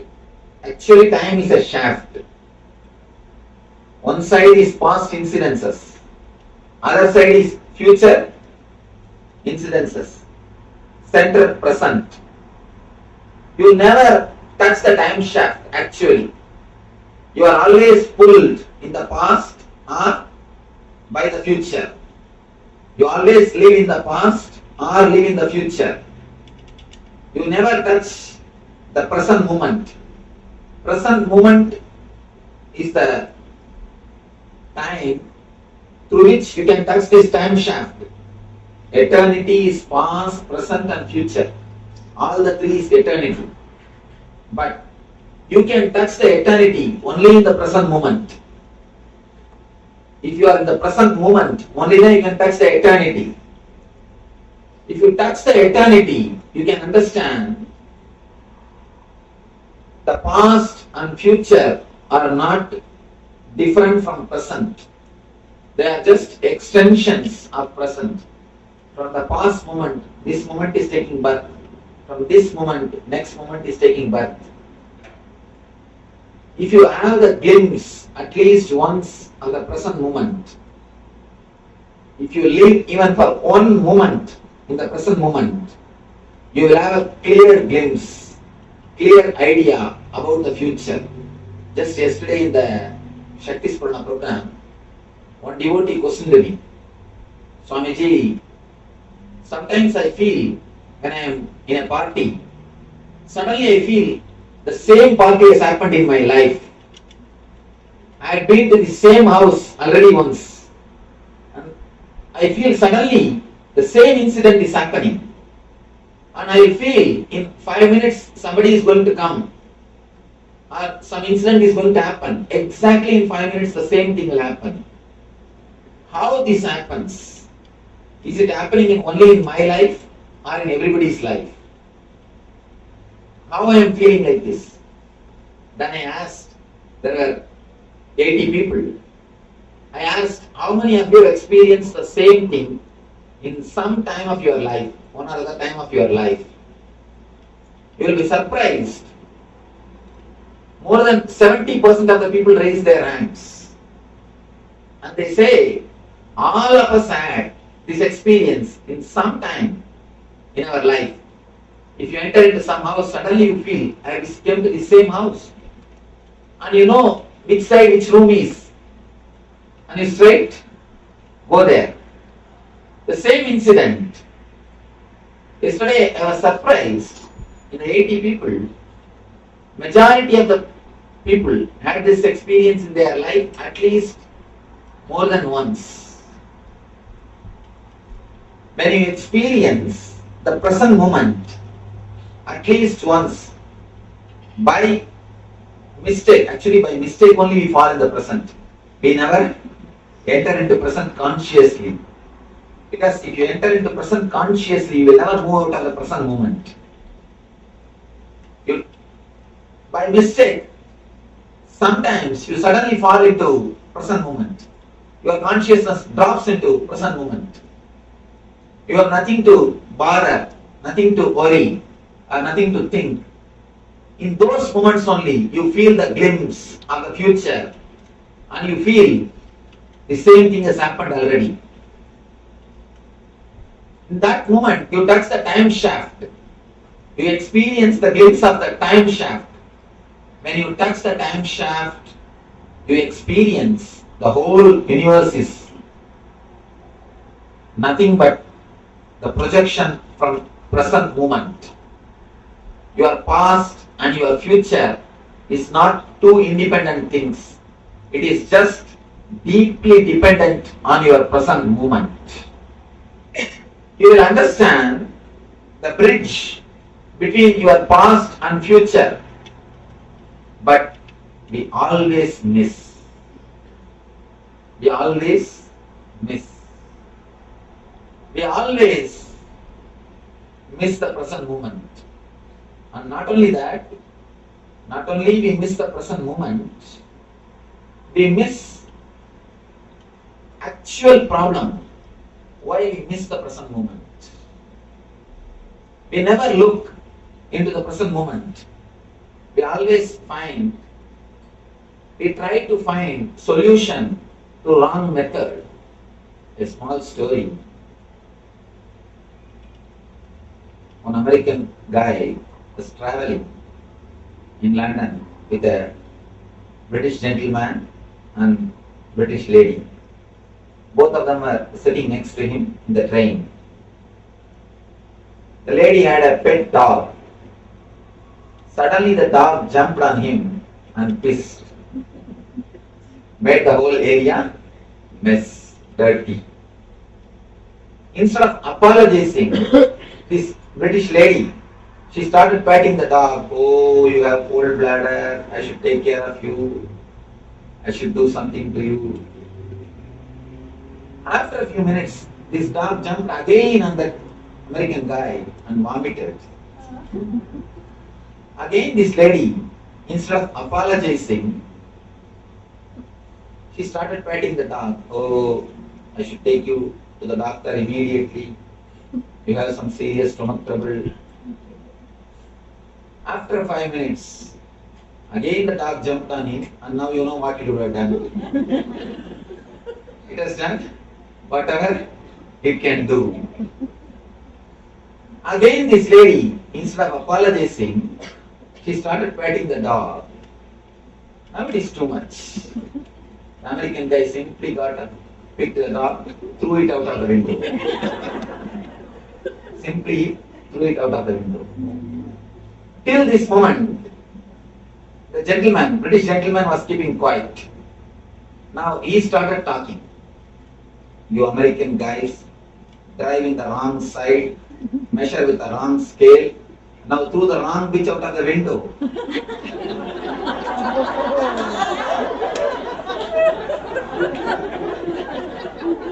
You always throw the wrong bitch out of the window. We always try to find solutions by throwing the wrong bitch out of the window. In our life, whenever you find trouble in the past or in the future, you try to work by trying to alter the past or by trying to develop on the future. But you cannot do both because both are not in your hands. You can't do anything about the past. It's already over. You can't do anything about the future because it is not yet happened. You can do anything only in the present moment. But you never do anything related to the present moment. doing something which is related to present moment is what I call meditation. Meditation does not mean you will close your eyes and sit silently, chant some mantra. No, that's also one kind of meditation. But if you try to touch the present moment by any method, that is meditation. Any technique, any method which brings you to the present moment is meditation. If eating can bring you to the present moment, if you can eat staying in the present moment, that can become meditation. Simply walking, if it can bring you to the present moment, if you can be in the present moment when you walk, walking is meditation. Just sitting, if you can bring yourself to the present moment, it is meditation. Anything which brings you to the present moment only can solve your problems. But we always throw wrong pitch out of the window. Again and again we miss the right pitch. In your life, when you fall into the present moment by mistake, you always fall in the present moment only by mistake. If you fall, you get the power of intuition. Whenever you feel, suddenly, same incident happens. Next, this is what is going to happen. And if it happens, be very clear. You touch the time shaft. You touched the time shaft. Actually, if you can touch the time shaft more than 21 moment, 21 shana. Shana means not second. It is not second. In Vedic system, time is calculated psychologically, not chronologically. There is two kinds of times. One is chronological time, what west follows. Another one is psychological time, what east follows. Shana does not mean second. Please be very clear. Shana means the gap between one thought and the other thought. Shana means gap between one thought and the other thought. Let me explain the difference between psychological time and chronological time. Sometimes when you sit with somebody whom you really love and whose company you enjoy, you do not even know that 5 hours is gone. You do not even know how the time is flying. If you sit with somebody, you feel bored or disturbed, who tortures you. Even 10 minutes will not move. You will feel even 10 minutes is an eternity. People say the eternal hell. Why? Because in the hell never time moves. In the hell never time moves. The number of thoughts, if it becomes more, you feel time is not moving. If the number of thoughts becomes less, you will realize time is flying. So in the East, we always measure time based on the mental setup. Based on the mental setup. That is why we always tell, for the higher level jivas, for devatas, our 1 year is 1 day for them. The 1 year of human beings is 1 day for devatas. Means the number of thought is very less. If the number of thoughts are very less, you will be in heaven. Please be very clear. Heaven and hell are not geographical. If it is geographical, we would have sent already satellite. No, it is not geographical. It is psychological. The more number of thoughts you are in hell, less number of thoughts you are in heaven. It is by number of thoughts we measure whether we are in hell or in heaven. It is the psychological time which decides whether you are in hell or heaven. If time flies, if you are enjoying, you are in heaven. If the time is not at all moving, it is just stagnant, you feel bored, then you are in hell. It is just a psychological setup, not chronological. If you can hold the time shaft just for 21 minutes, just for 21 chana, not even minutes, 21 chana.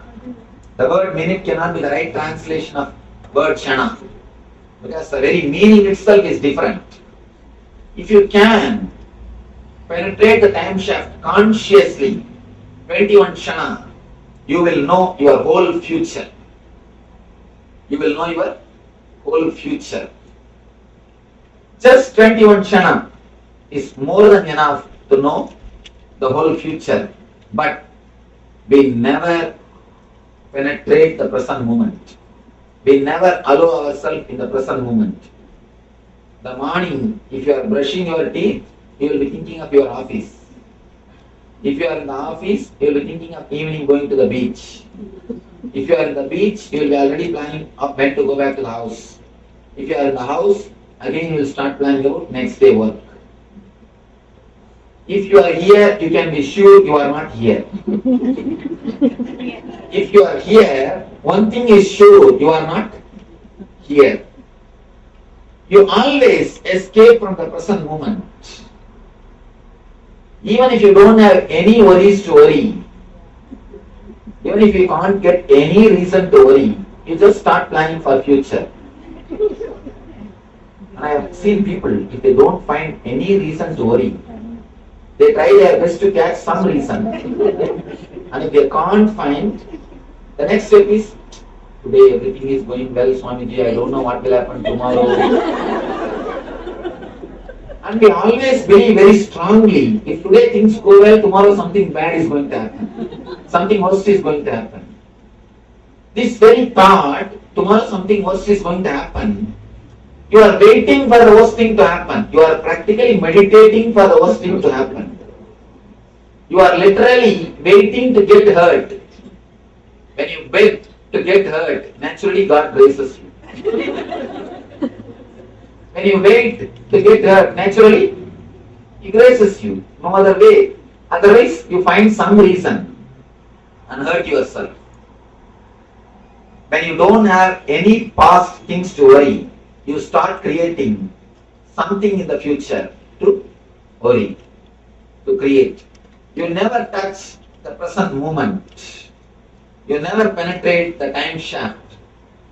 That is why you never get a glimpse of the past or the future. When you touch the present, you experience the intuition power. The next level, when your being becomes a little more solid, the next level of energy, you get a next power which we call Siddhi, which we call the next Siddhi. The next Siddhi is altering the future. Understand, the first level Siddhi is knowing the future. The first level Siddhi, you can only know the future. The next level experience, you get the power of altering the future. How this happens? How this happens? How can we change the future? Yesterday a devotee was asking, if there is a future, how can we change the future? If there is a free will, where is the destiny? If there is a destiny, where is the free will? Understand one example. There is a beautiful example by Ramakrishna Paramahamsa. He says, it's like a cow tied on a post. The rope length is 5 meters. Inside the 5 meter, cow has got free will. It can sit, stand, go around, do whatever it wants. But more than 5 meters, the cow cannot go. Beyond the 5 meter, it is destiny. But inside the 5 meter, it has got clear free will. If the cow behaves properly, if the cow doesn't do anything wrong, the cow lives properly, silently, not disturbing anybody, there is every chance the owner will extend the length of the rope or free the cow totally. Same way, the free will which is given to you, if it is handled properly, if it is used properly, if you don't use it to hurt others or to hurt yourself, please understand, not only hurting others, even hurting yourself is a sin. When you continuously worry, you are hurting yourself. There is Upanishad Sutra, Anandam Brahmeti Navyajanat.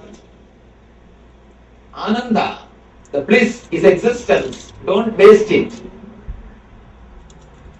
We are wasting our life without living the natural bliss, which is our nature. Every moment which you spend, which you live without being blissful, is wasting your life and a deep disrespect to your life. Life itself is just a bliss.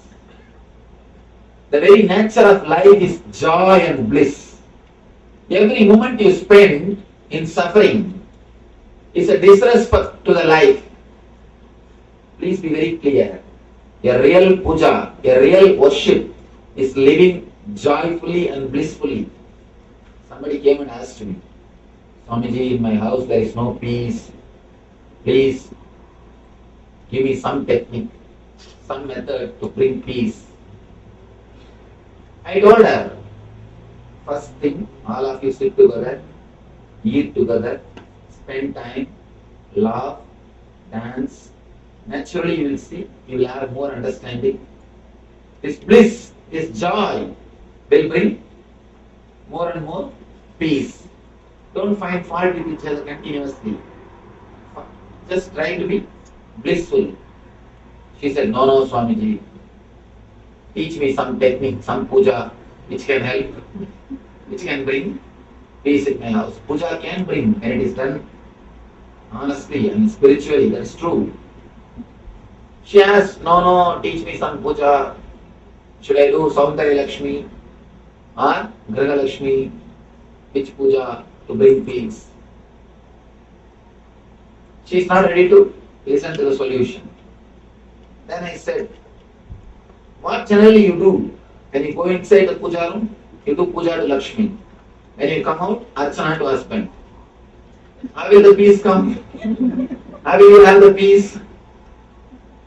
It is a life solution which you need to follow more than any other ritual. The greatest puja is how to be blissful, how to be more joyful.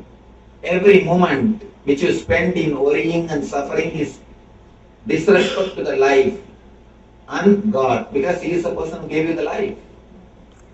If you disrespect a rose, the person who gave you the rose, you disrespect him also, naturally. When you disrespect a bunch of rose, naturally you disrespect a person who gave you the rose. So when you don't live with bliss, naturally you disrespect the divine. Life is too valuable to be spent in suffering and misunderstanding. When you don't hurt yourself and hurt others, there is every chance the rope length can be extended from 5 meters to 10, or you can be liberated. The persons who are liberated are only called as Jivan Muktas. When you actually live in the present moment, you can never hurt yourself or you can never hurt others. When you live in the present moment, your being feels so much filled with the life. You will be flowering, you will be overflowing with so much of energy. You can never hurt others. You can never hurt yourself. All disturbances to yourself, to others happens only in unconscious level. As long as you are unconscious, you will hurt others and you will hurt yourself. The moment you become conscious of what is happening inside your being, naturally you will stop hurting yourself and you will stop hurting others. Masochism and sadism is one and the same. If you hurt yourself, naturally you will hurt others. If If you hurt others, naturally you will hurt yourself. Because you have only one mind. You don't have two minds. You have only one mind. It's like a double-edged sword. If you kill others, you will naturally commit suicide. If you try to commit suicide, you will naturally kill others. It is a double-edged sword. When you come to the present moment, when you start living in the present moment, you will see a new dimension of your being opens. You experience the new taste, new space of your being. When you experience the new space of your being, your past stops binding you. Your future starts listening to you.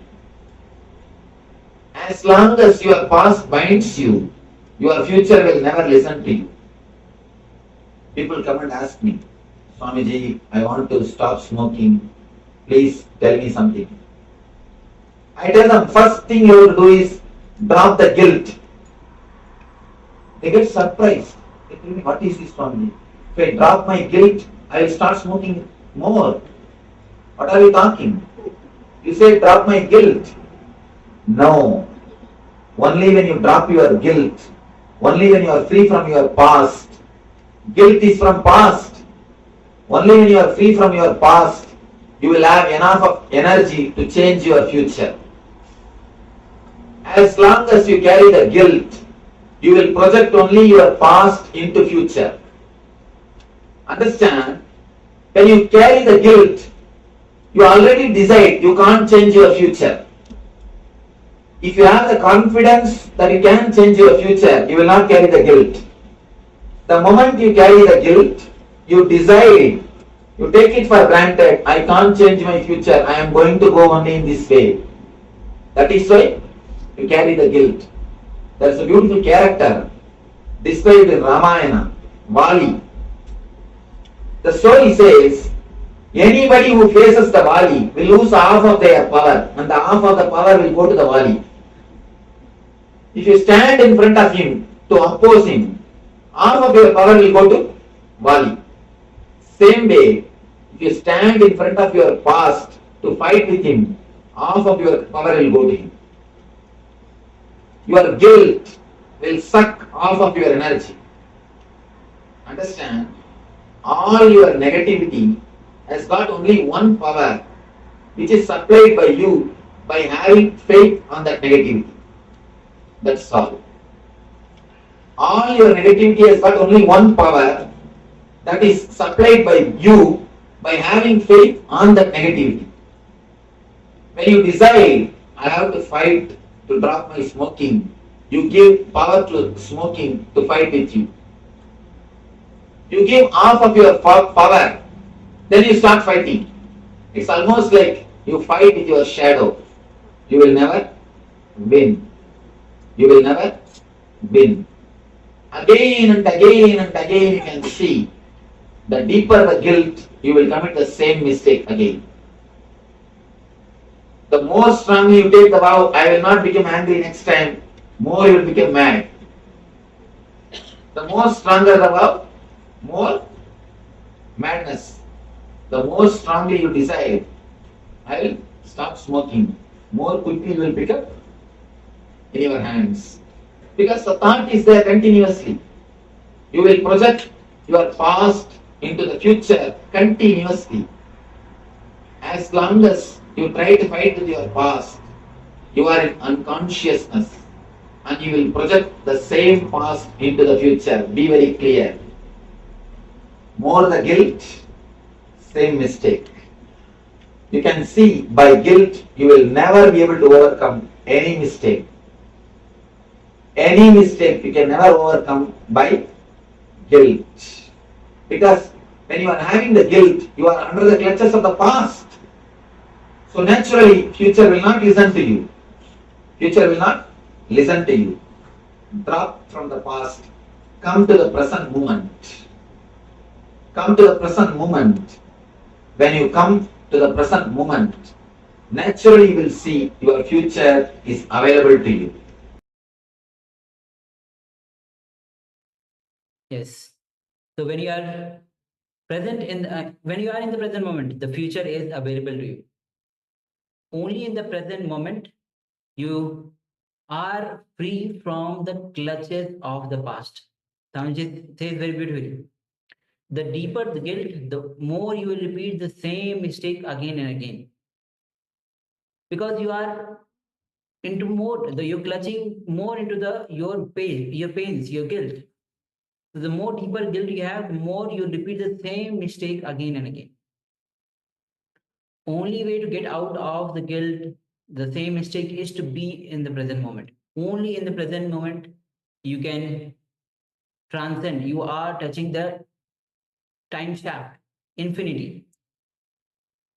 And when you are not in the present moment, the past is, science says very beautifully, the present is from where the past and the present moment, from where the past and projection of past and future arises.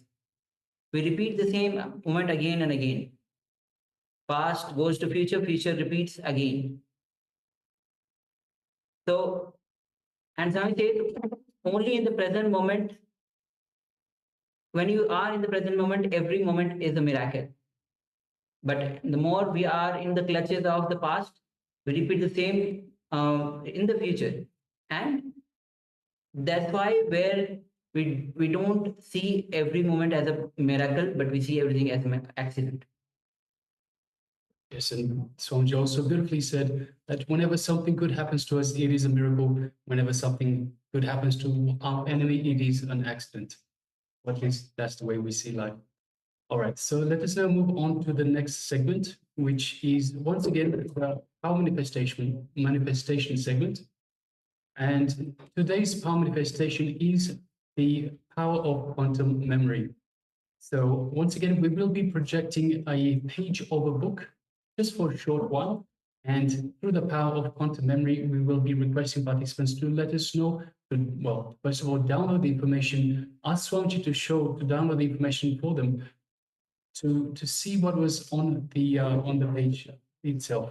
So requesting participants, let us get ready. So before that, let us, we have a number of participants that still have the camera switched off. So we have Sri Nitya Lingotpapan, we have Shi Hui, we have Kaylee Wang, and Ma Kaylee Wang, Ma Anupama, and Ma Shu Weibing. If I could request to please switch on your cameras and be available for this power manifestation segment. Yes.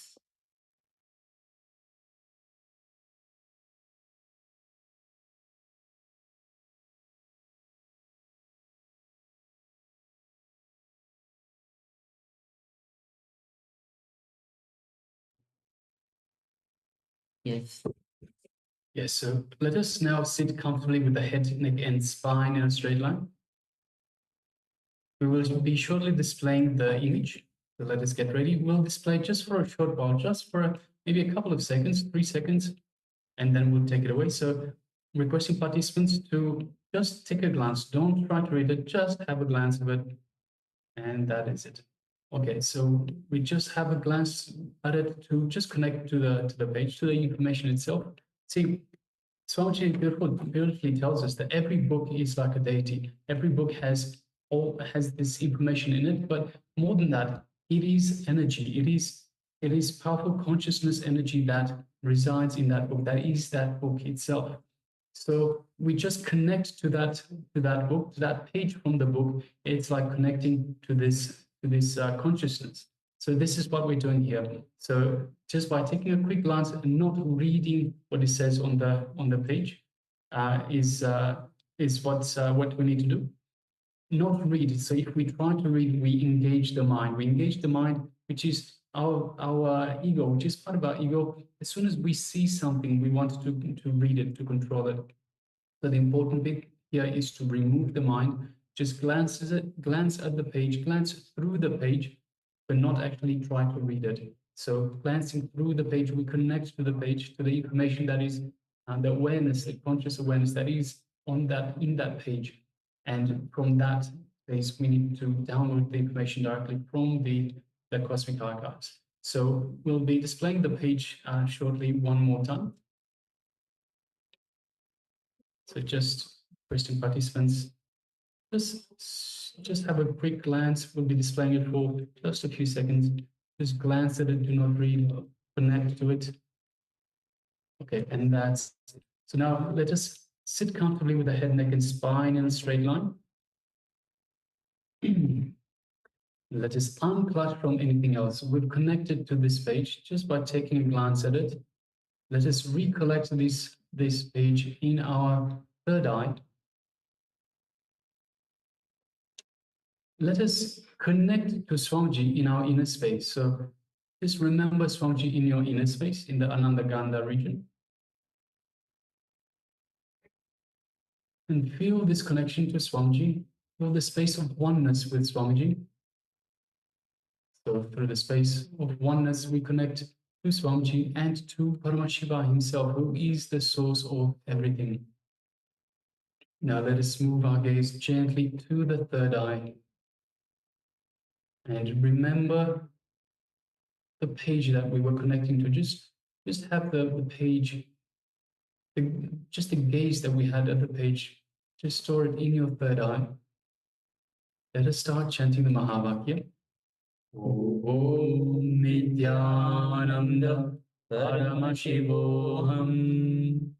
Om Nithyananda Paramashivoham. Om Nithyananda Paramashivoham.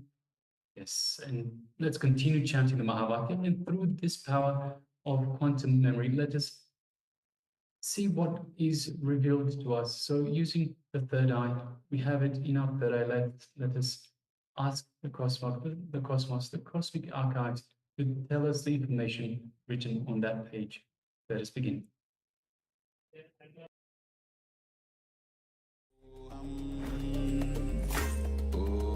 Om Nithyananda Paramashivoham. Om Nithyananda Paramashivoham. Om Nithyananda Paramashivoham. Om Nithyananda Paramashivoham. Om Nithyananda Paramashivoham.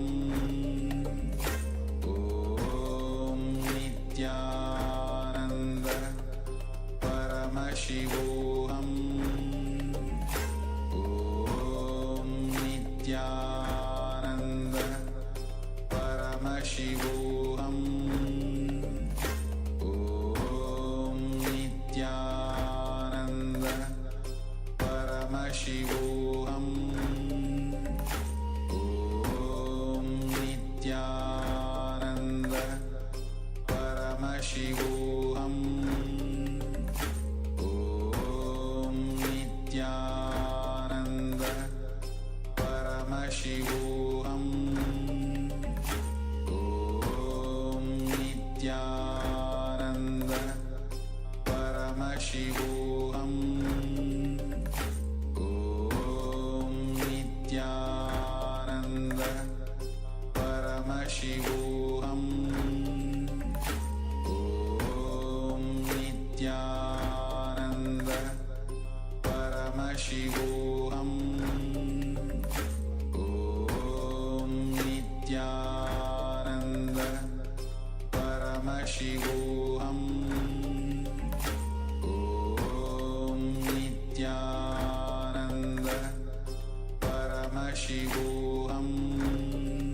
Paramashivoham. Om Nithyananda Paramashivoham. Om Nithyananda Paramashivoham. Om Nithyananda Paramashivoham. Om Nithyananda Paramashivoham. Om Nithyananda Paramashivoham. Om Nithyananda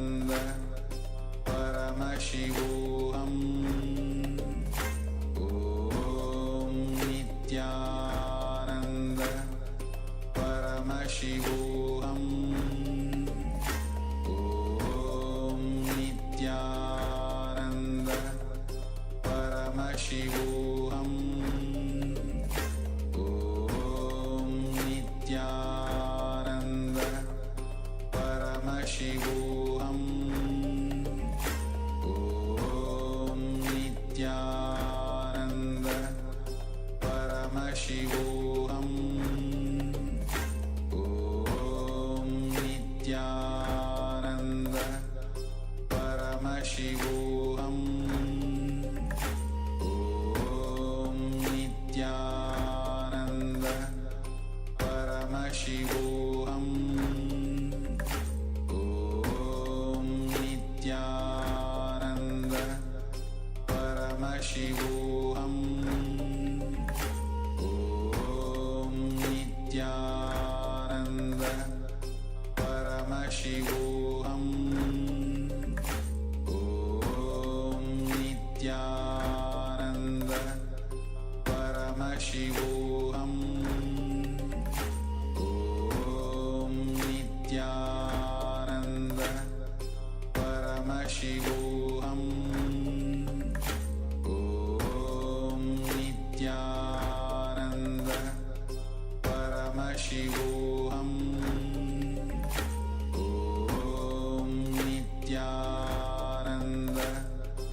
Paramashivoham Om Nithyananda Paramashivoham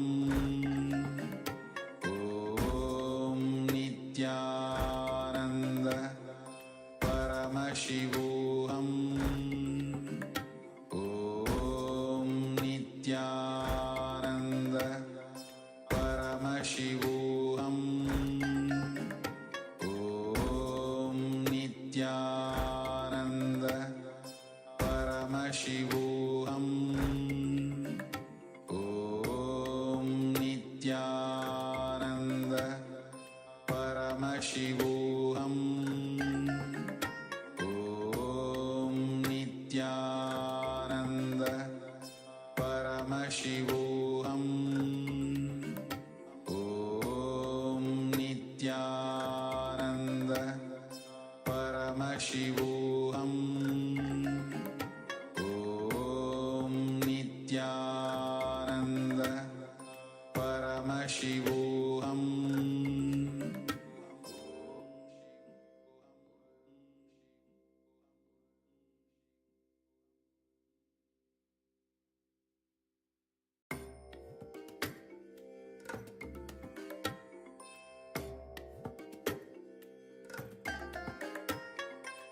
I bless you all. Let you all open all your three eyes and manifest the powers of Shiva. Om Nithyananda Paramashivoham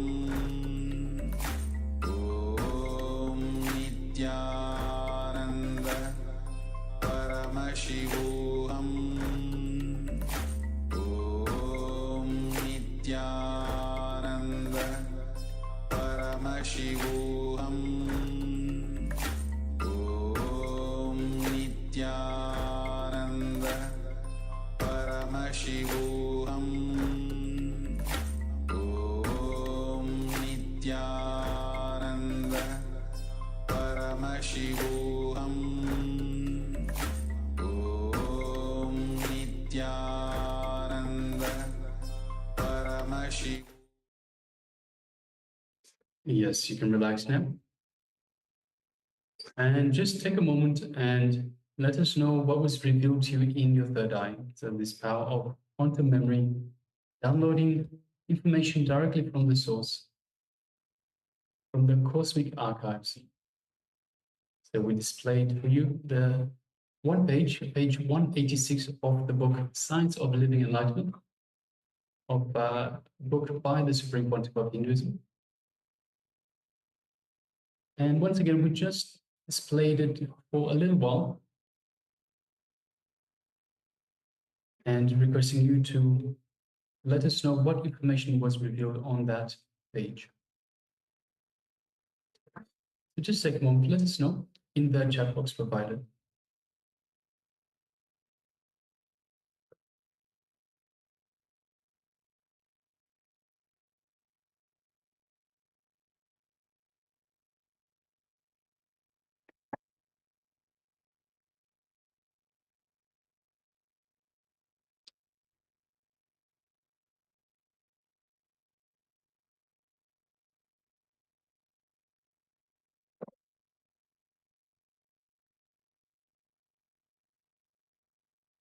Yes, so this power manifestation very similar to the power of the third eye vision. It's just that this time you don't actually see, you don't look through the third eye. See, once again, your mind starts thinking, hey, it is a book I need to read. So we need to understand that it is just a piece of information. It is just consciousness that is in the form of written text. So as it is consciousness, it is information, it is energy. In the same way as we ask for us to be shown what is on an image when we do the third eye reading, it's very similar. We just ask for the information, what information is displayed on this page. So Swamiji shares very beautifully one example of quantum memory from the life of Vivekananda. One of the person came to Vivekananda and told that gave him a book to read. Just he just opened one page and just had a glance of it, and after that he knew every detail of the whole book. The person asked any number of questions to that person from that book, and Vivekananda was able to answer every single question in too much detail. That is the power of quantum memory. And even Swamiji has manifested this power a lot of times. Even many books Swamiji has, just by glance, he knows the whole book. All right, so if you're still sharing, please go ahead and continue sharing. Meanwhile, we will reveal this page that we displayed for you, and we'll even read. So let's have a read of the book itself. So page number 186 of the Science of Living Enlightenment. So the book starts at the top. 200 forms of Indian singing styles are available, rooted in Samagama, Samagana, Samaveda. So this is one of my. One moment, it is. I just need to make it less. Yes. Too small for me. Yes. This is one of my Annikara 4 Biddi campus. Please understand, when you live these 4 tattvas or principle of integrity, authenticity, responsibility, and enriching, you'll first of all unearth so much energy in your inner space. Get it out. I can see in my own organization, in my own experience, and many of organizations which follow these principles. Human beings have so much wonderful things inside that should be unearthed. These 4 tattvas or principles will unearth all your possibilities. Secondly, it will help you unearth others' possibility. It is the essence or the input I wanted to give. I bless you all to be successful in living these 4 principles. Today, I receive a message from a devotee who wanted to take up the life of renunciation, sannyas. She said, I have posted picture of beautiful house and the life I am going to live behind when I take sannyas. I sincerely request you, if you still think that that there is something beautiful to in your life to leave, in your life which you have to leave behind for sannyas, please enjoy that first. Complete it. Do not come to take sannyas without completing all your other enjoyments. Otherwise, there will be a deep vengeance in you when you see other people enjoying those things. When you are renouncing out of completion, you want all to enjoy their life and do whatever gives them most joy. Sannyas is a renunciation that comes out of total completion. Understand? It is out of completion that Shiva gives up on wealth. The Samudra jewel, God of wealth, and all these valuables that. So the sentence ends here. So was the details of the page number 186 of the Science of Living Enlightenment.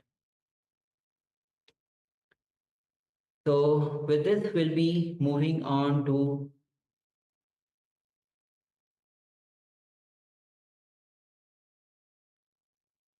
Yes, we'll be moving into an internalization exercise. So, the science of miracles. Completion with words leads to bhakti, which means any word that you raise from your bhak, in this region here, from your bhak, from your speech organ, becomes reality as long as you are in completion with your words. Incompletion with words leads to the bhak getting polluted, getting corrupt, and getting toxic. The trust you have on you is destroyed when you have incompletion with words. This is the worst thing that can happen to a human being. Your trust on you being destroyed. You are not sure about yourself and you get into confusion.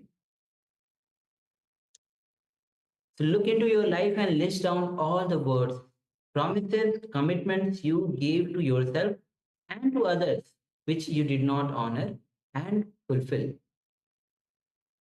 nor withdraw, and thereby you did not restore your integrity. Again, look into your life and list down all the words, promises, and commitments you gave to yourself, to others, which you did not honor and fulfill, nor withdrew, and thereby you did not restore your integrity. So have the pen and paper with you, and let's take a few minutes and pen down. Yes, see here we're talking about integrity. So there are a couple of ways to come into integrity. Either stick to your words, so whatever words you gave either to yourself or to someone else. Words are very powerful. If you gave your word to someone else or gave your word to yourself, you have the option either stick to your word, so do whatever you said you would do, or if you know that you won't be able to do what you said you would do, then you can simply withdraw that word. You can withdraw that word and that will come back into integrity. So let us do this exercise now.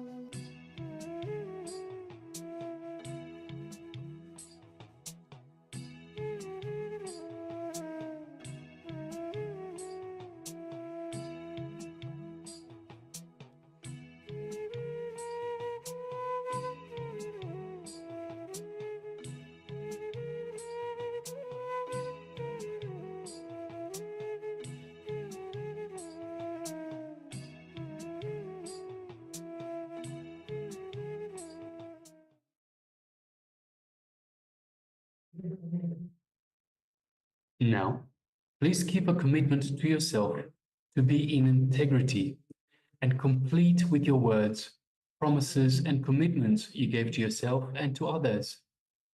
So either fulfill what you declared or withdraw all the words, promises, and commitments that you did not honor and fulfill. So once again, either fulfill what you declared or withdraw all the words, promises, and commitments you did not honor and fulfill, all the words that you gave to yourself and to others. Let us continue.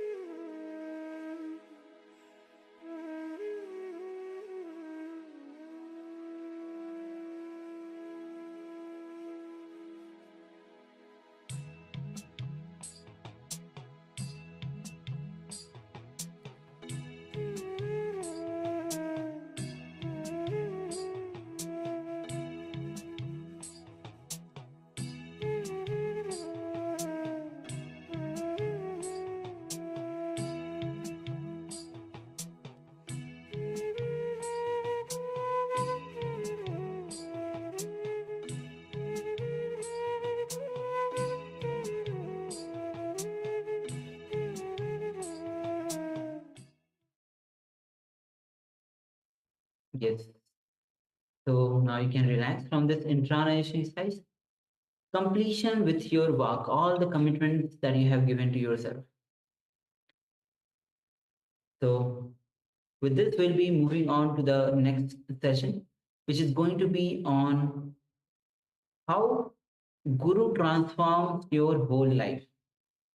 Understand that Guru, especially when Swamiji himself is here, then as the Paramatar of Paramashiva himself has incarnated, and he is the Guru for us. He is our Guru. How he transforms our life in various multiple ways, even without even our knowledge. Right from the physical level to the mental and various other level in dimensions that Guru transforms our life. So we'll be. Yes, and it's important to understand, so what exactly is Guru? So if you spell it out, Guru means from darkness to light. So Guru means darkness, Guru means light.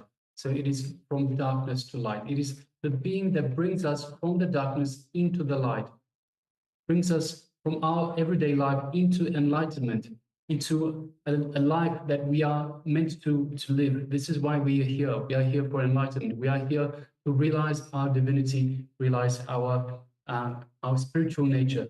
So we're not the body. We keep saying again and again, it comes down to this fundamental teaching. We are not the body. We have a body, but we are spiritual beings having a physical experience. So the Guru makes us realize this. This is the Guru's role in our life, to take us from darkness into the light. And so the Guru transforms our life, transforms us into, takes us onto this path. So it is very important. Also, see, having a human life is very rare. Being a seeker in this human life is even rarer. It's so rare. Having a Guru in your life, so for Guru to come into your life is such a rare occasion. But for that Guru to be a living incarnation, a embodiment of Paramashiva, it is the rarest thing in the world. So we must understand this. We must understand how fortunate we are to have Swamiji in our lives. And Swamiji, so let us hear from Swamiji. So Swamiji will take us through this little journey of understanding of how the Guru transforms our very life. So let's begin.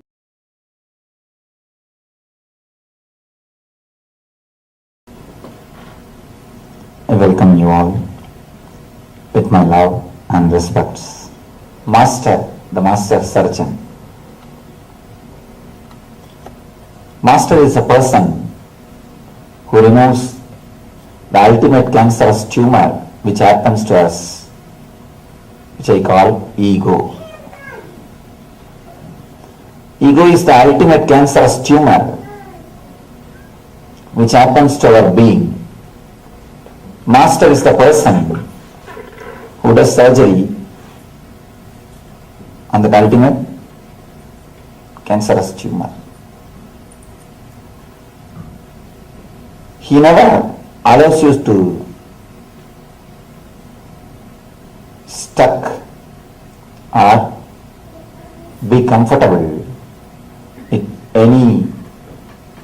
anything less than enlightened state. Usually, not only in the normal level, even when we start progressing spiritually, after some time, in some layers we get caught, we get stuck, we don't move further. Somewhere we'll be caught, stuck, and we will not even know that we are stuck. In all these kind of situations, in all these kind of moments, again and again and again, Master helps us to awaken, or he pushes us, go ahead, don't stop, go ahead. He is really a master surgeon. He transforms the whole life. Of course, Whenever surgeon comes with a knife, we always feel he is going to cut us. He is going to hurt us. He is going to disturb us. But the knife of a surgeon is not for killing, it is for healing. It is not for killing, it is for healing. In the India, they worship the gods with a big knife, sword and all those weapons. People always ask me, why do you worship the gods with a big sword? Why do you worship gods with a big knife in their hand? Why gods need all these weapons? I tell them it is a symbol. Symbolically they represent that they are surgeons. They are going to straight away cut your ego. They are going to straight away remove the cancerous tumor. It's a metaphysical representation that they are the master surgeons.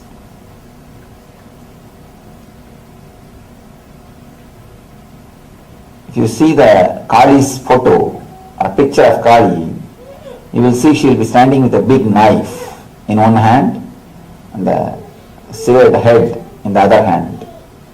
The severed head is a representation of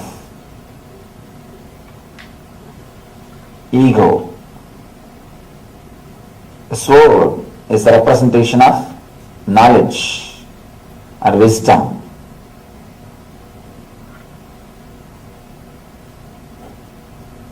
Let me narrate an incident which explains deeply how the master takes care of the disciple, how he never allows the disciples to get stuck in some layer, in some level.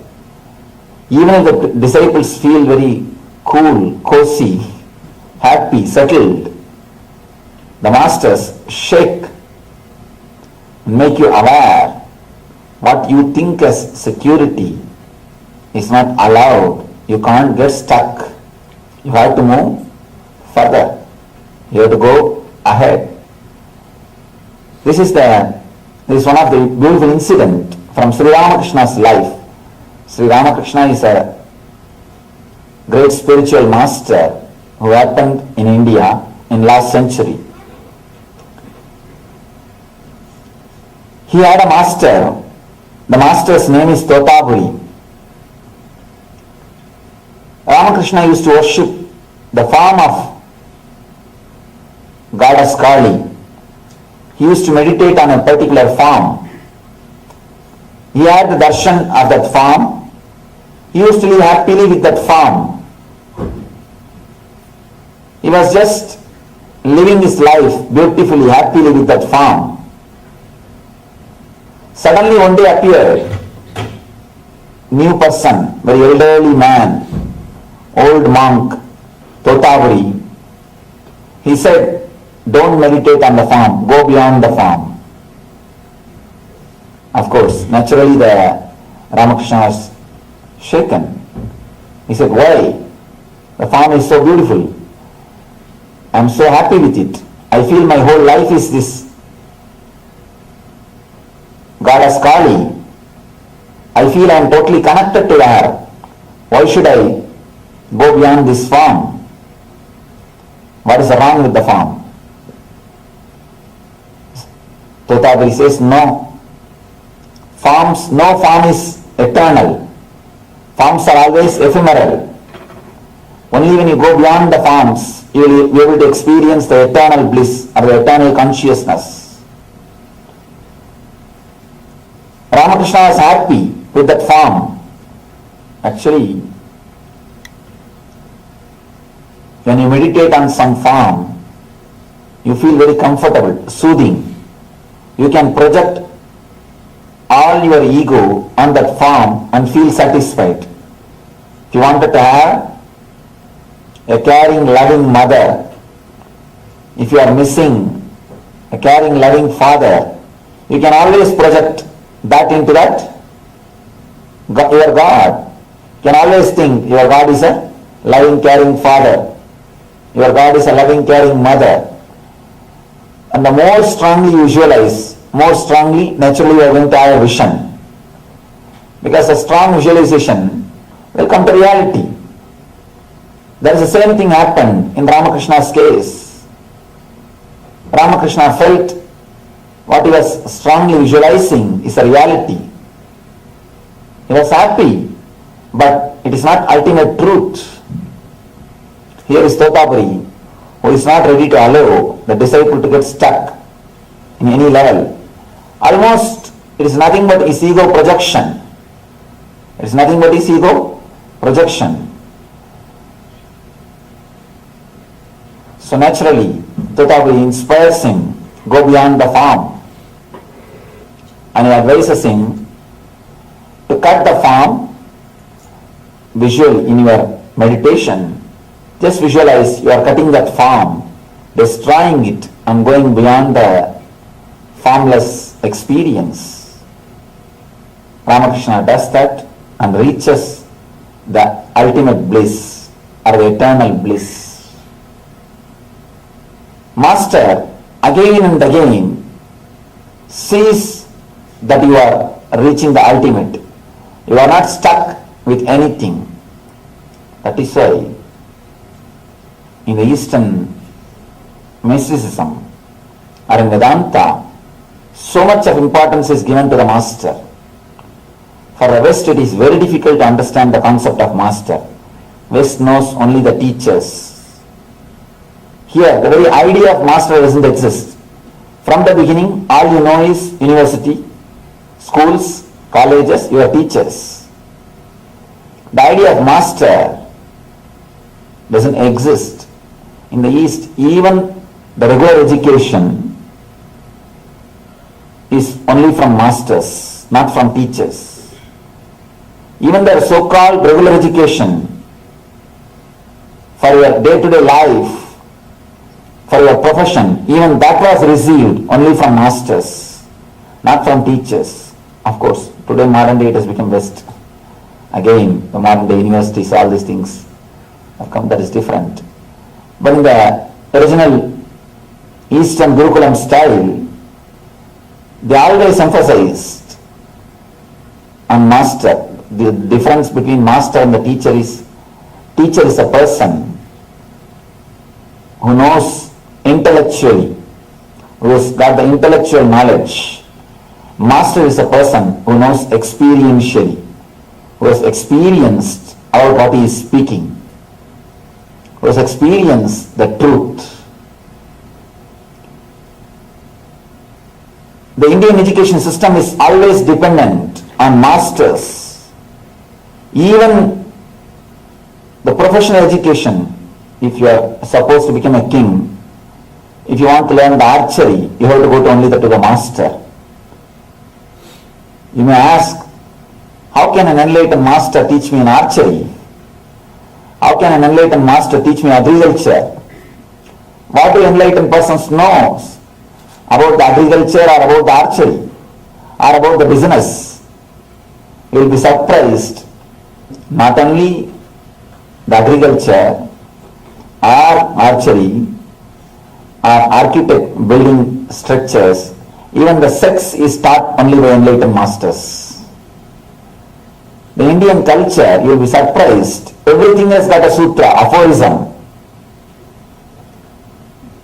The wonderful system, at the age of 7, a person will be initiated into meditation. Till the age of 14 he has to practice. Before 14, if he achieves the first glimpse of spiritual experience, he will study the spiritual science, Brahma Sutra. If he doesn't, he will science the study of life. He will study the aphorisms of life, Kama Sutra. Person who studies Brahma Sutra will take sannyas. The person who studies Kama Sutra will take Grihastha life, marriage. Everything is taught, guided by the enlightened masters. That is the reason the society was so beautiful. Nobody feels they are in wrong place. Nobody experiences the idea that I am in a wrong place, I am not doing what I am supposed to do, because the masters decide, the very young age, they very clearly decide what this person is supposed to do, what this person is supposed to achieve, what he will do, where he will go. Everything is clearly understood by the enlightened person, and he clearly guides the students. The difference between teacher and the master is, teacher teaches verbally through his verbal language, master teaches through his body language. And now in the modern day, everybody is accepting the field of psychology. You can never teach just through verbal language. All communication happens, more than 90%, only through body language. You can never learn through verbal language. It is always body language which teaches. I have seen people, how many video discourses they may see, DVDs they may see, but they don't understand unless they come and sit in front. When they come and sit in front, one discourse is enough to transform them. If they sit and watch the TV, the DVD, the recorded discourses, how many they may watch, but never the transformation happens. Transformation never happens. For transformation, the direct touch is necessary. Master is the person who can give the direct touch, who can radiate the presence, who can teach through body language. It is not even teaching, it's like awakening. He just awakens you by his presence, by his space. He creates such a wonderful space in which automatically you are awakened. Beautiful story from Vivekananda, a great enlightened master. Let me narrate that story. That will give you an idea how master awakens the disciple just by his presence.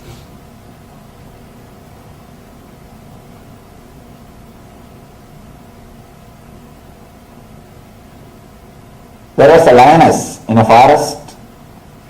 It was pregnant, about to give birth. One day it was searching for food. It was going around the forest, trying to catch some animal. It saw the sheep of flock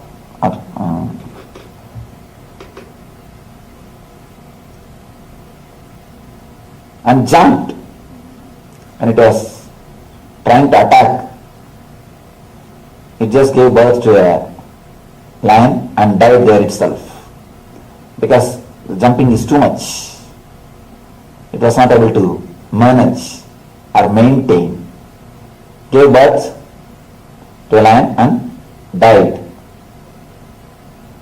The cub was left orphan. Nobody was there to attend.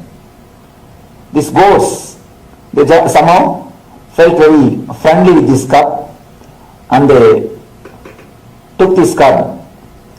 Cub started growing with these goats. It started drinking the goat's milk and started eating the grass, almost living like a goat. And actually, one more thing, the way in which you are brought up, that is the way you will have an idea about yourself. And don't think you are human beings just by birth. You walk with two legs because you are taught and you are brought up in that way. Otherwise, naturally you will be still animals. This cub was brought up just among the goats, and it really felt it is a goat. And it used to eat the grass and drink the goat's milk and play with the goats, live like a goat. and create sound just like a goat. After a few years, one day, one lion was again attacking that same group, and it saw a cub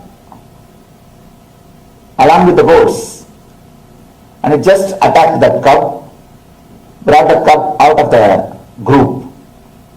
Cub started shouting, leave me, don't kill me, don't kill me. Lion said, don't worry, I won't kill you are not a goat. Cub said, don't tell me all these things. Don't kill me. Just give me that assurance that you will not kill me. Lion said, don't worry, I will not kill you. It just left. The cub ran and his cub escaped and ran. Next day again, lion attacked the same group. Again it attacked the same cub and brought it out. Again the cub started shouting, crying, oh, don't kill me, leave me. Lion said, don't you understand? I am not catching you to kill you. Understand, you are not a goat, you are a lion. Again the cub started crying, no, I am lion, I am goat only. Don't kill me. Anyhow, lion tried its best to convince the cub. Cub is not ready to get convinced. Lion left the cub. All right, go. Third day, slowly the cub started feeling somehow connected with the lion. It started remembering the lion again and again. Why should he catch me? Twice he caught me, he could have killed me. He's not killing, or he's not ready to eat me. Why he should again and again catch me? And again he's advising me I am a lion. Why should you do that? He started contemplating on the lion. Something of that lion, some quality of that lion started attracting him. In the heart, without his knowledge, unconsciously, he started contemplating on the lion. Third day, when the flock crossed that area, the cub stood and watched whether the lion is coming or not. Fourth day, the cub started waiting in that same area to have a glimpse of lion. Now lion appeared again, came near the cub. This time it doesn't have to catch the cub. Cub just stood. Cub started trusting the lion. Just stood. Lion said, how are you? How you are doing? After a few words, lion called the cub. Why don't you come and spend some time with me? The moment cub heard this word, got frightened. You can see and spend few minutes, but he is not courageous enough to go with the lion. Again the cub escaped. After a few days, again the cub saw the lion. Now he has got some courage, and not only that, slowly he has developed a little bit attachment towards the lion. This time he brought a little bit of grass to the lion to offer. Sir, why don't you eat this? Lion also has to act as if it is a goat. It has to show to the cub that he is not somebody superior, he is not somebody away, he is not somebody different. So he acted as if he is eating the grass. Now slowly the cub has started trusting the lion. Now lion started acting, instead of telling the cub that you are the lion, lion started acting as if it is goat, so that the trust can happen between the cub and lion. Slowly cub started trusting the lion. One day cub was ready to go with lion to the nearby river, a picnic.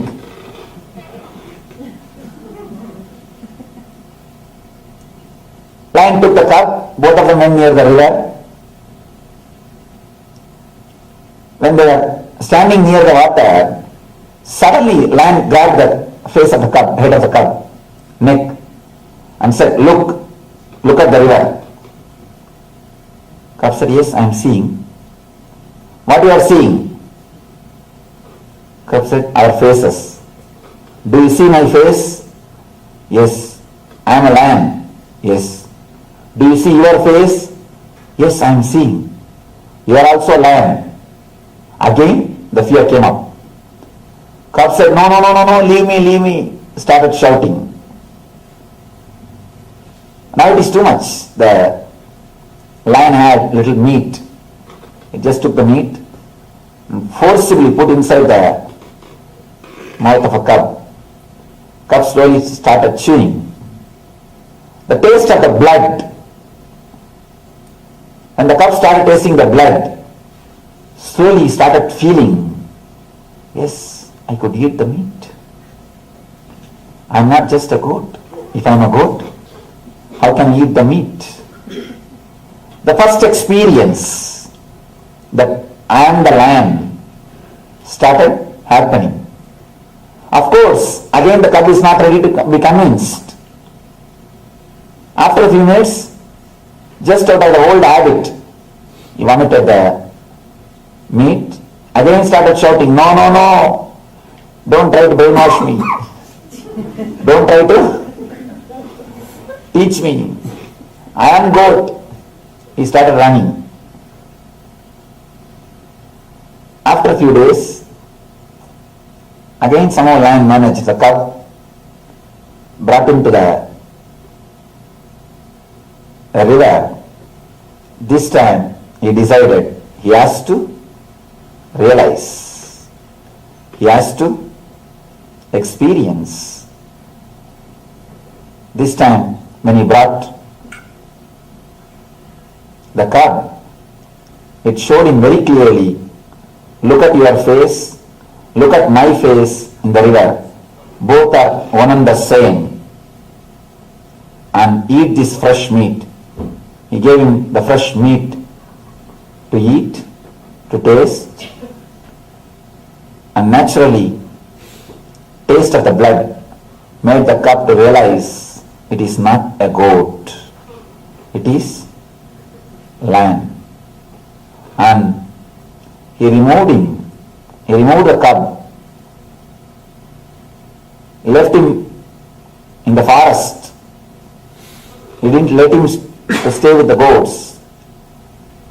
When he has to live in the forest, naturally, he has to search for his food. He has to hunt. He has to go around. He started hunting. He experienced completely who he is and started living as a lion. Beautiful story. I don't know how Vivekananda came up with this story. This is exactly the same thing happens between you and the master. Exactly same thing. When you see the master and when he says, you are not as you think, you are not human being with spiritual experience, you are a spiritual being with human experience. We always think we are a human being having a spiritual experience. Master says, no, we are a spiritual being having human experience. But you are not ready to believe. Not only you are not ready to believe, you felt little uncomfortable. You feel he is preaching his ideas or he is trying to convert you. You get frightened. You try to run away. And you go and be happy with your goats. And you are happy with your cozy life. You are stuck with your regular life. After some time, again, the master tries to infuse the same idea into your being. With a little force, he catches you and tries to give you the same idea. This time, you stop resisting, but you are not ready to welcome. You just, okay. But after one or two times, beyond your understanding, your unconscious is slowly attracted. You start remembering him. The charisma or the grace or the energy of the master just pulls you. You start remembering him in the daytime, in the night time, in your dreams. Automatically, he starts appearing in your dreams. Automatically, he becomes part of your being. Even then, you are not ready to accept whatever he says. You only play the game of hide and seek. You go a little front and escape.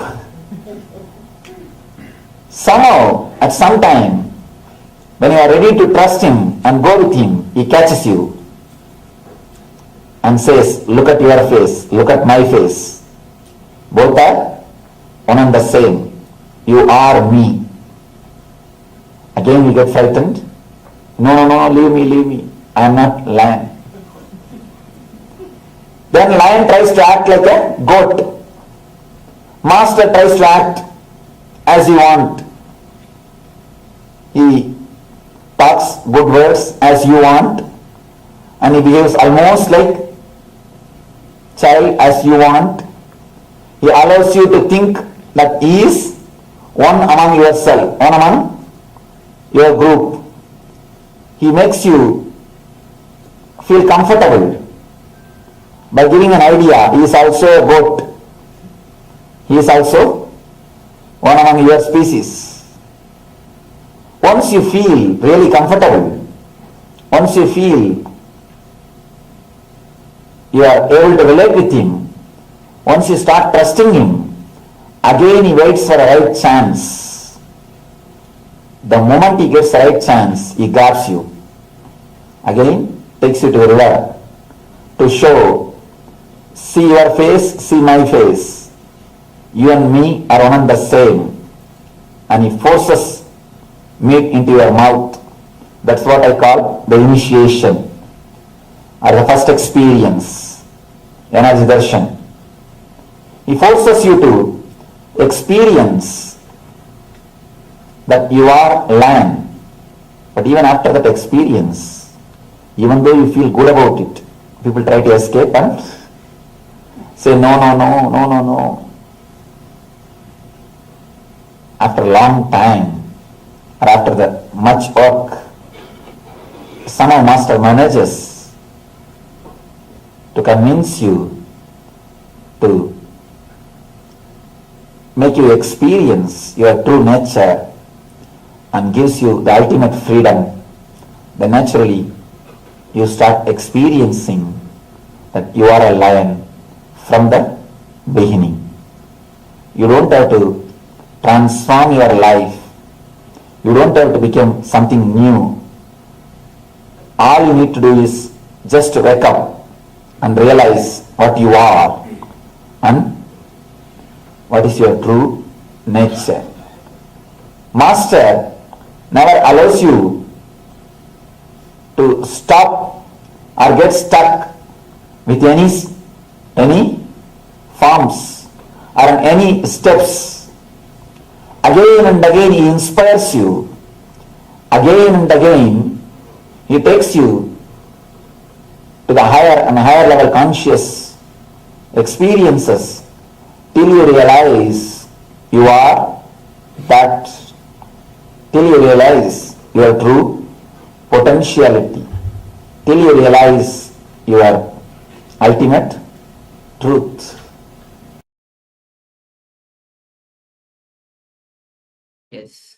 Master does the study. Master wakes you up until you realize your truth. So neither growth, how he says, master doesn't give you a growth. He just wakes you up and realize your true nature.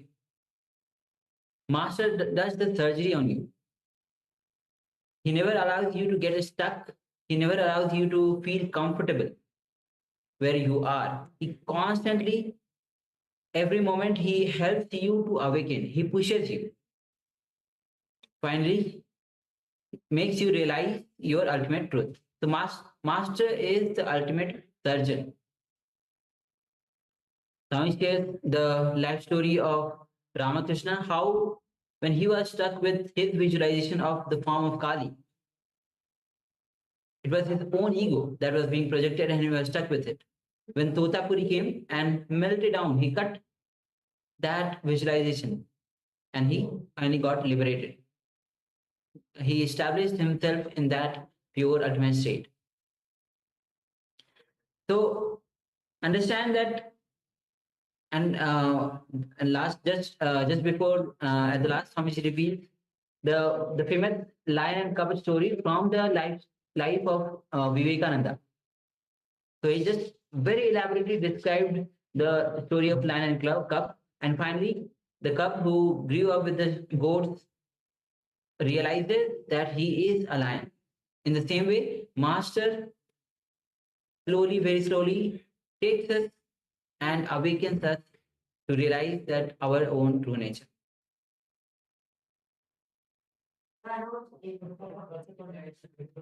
Yes. So Swamiji very beautifully says, pampering yourself is cribbing.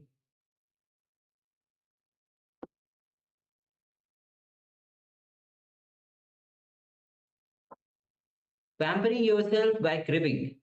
Cribbing is the bomb, and you think it is cute. It is fire. Look in.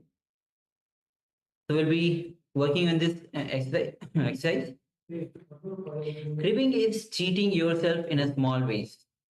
Look in now and identify the aspects of your life where in small ways you are allowing inauthenticity and lack of integrity to creep into your life. So let's take a moment and have this internalization. You can have the pen and paper with you and let's pen down.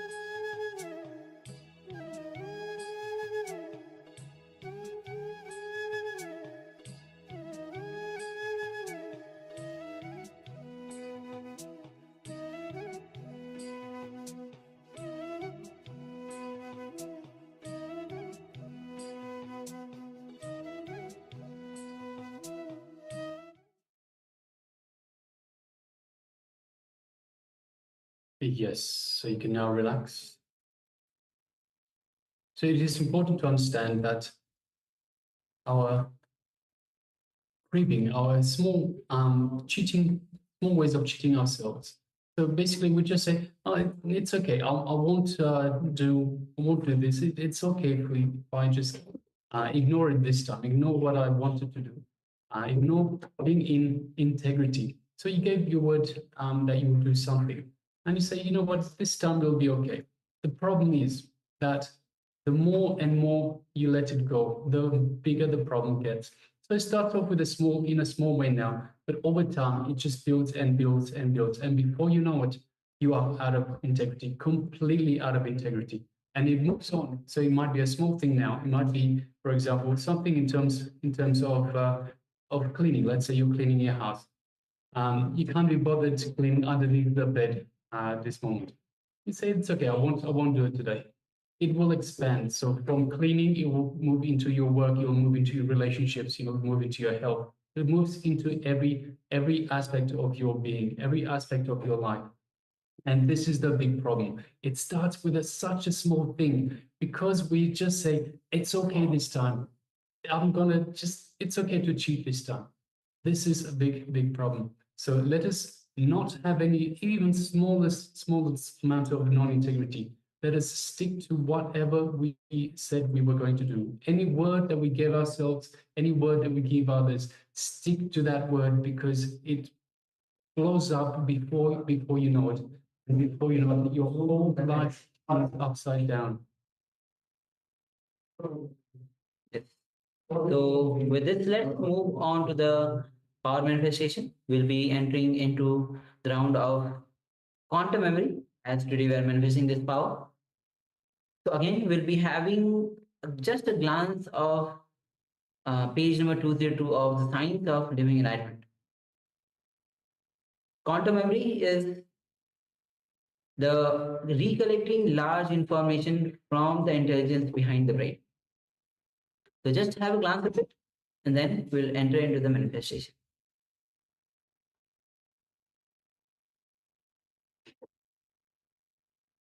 Yes, that's all. So now, just as you had the glance of it, from the space of oneness, through the power of third eye, recollect all the information, what is there in the page 202 of Science of Living Enlightenment. And of course, don't go around and looking for the page number 202 of the Science of Living Enlightenment. Sit with your head, neck, spine in straight line, with your eyes closed. Visualize Swamiji in your space. His energy flowing through your body, filling your entire system. Every trillion cells, every cell in a body is getting energized with his energy. Now gently bring your awareness to your third eye. And through your third eye, gaze at Swamiji's third eye. Feel your third eye is being awakened. A light shaft being blinking. Now,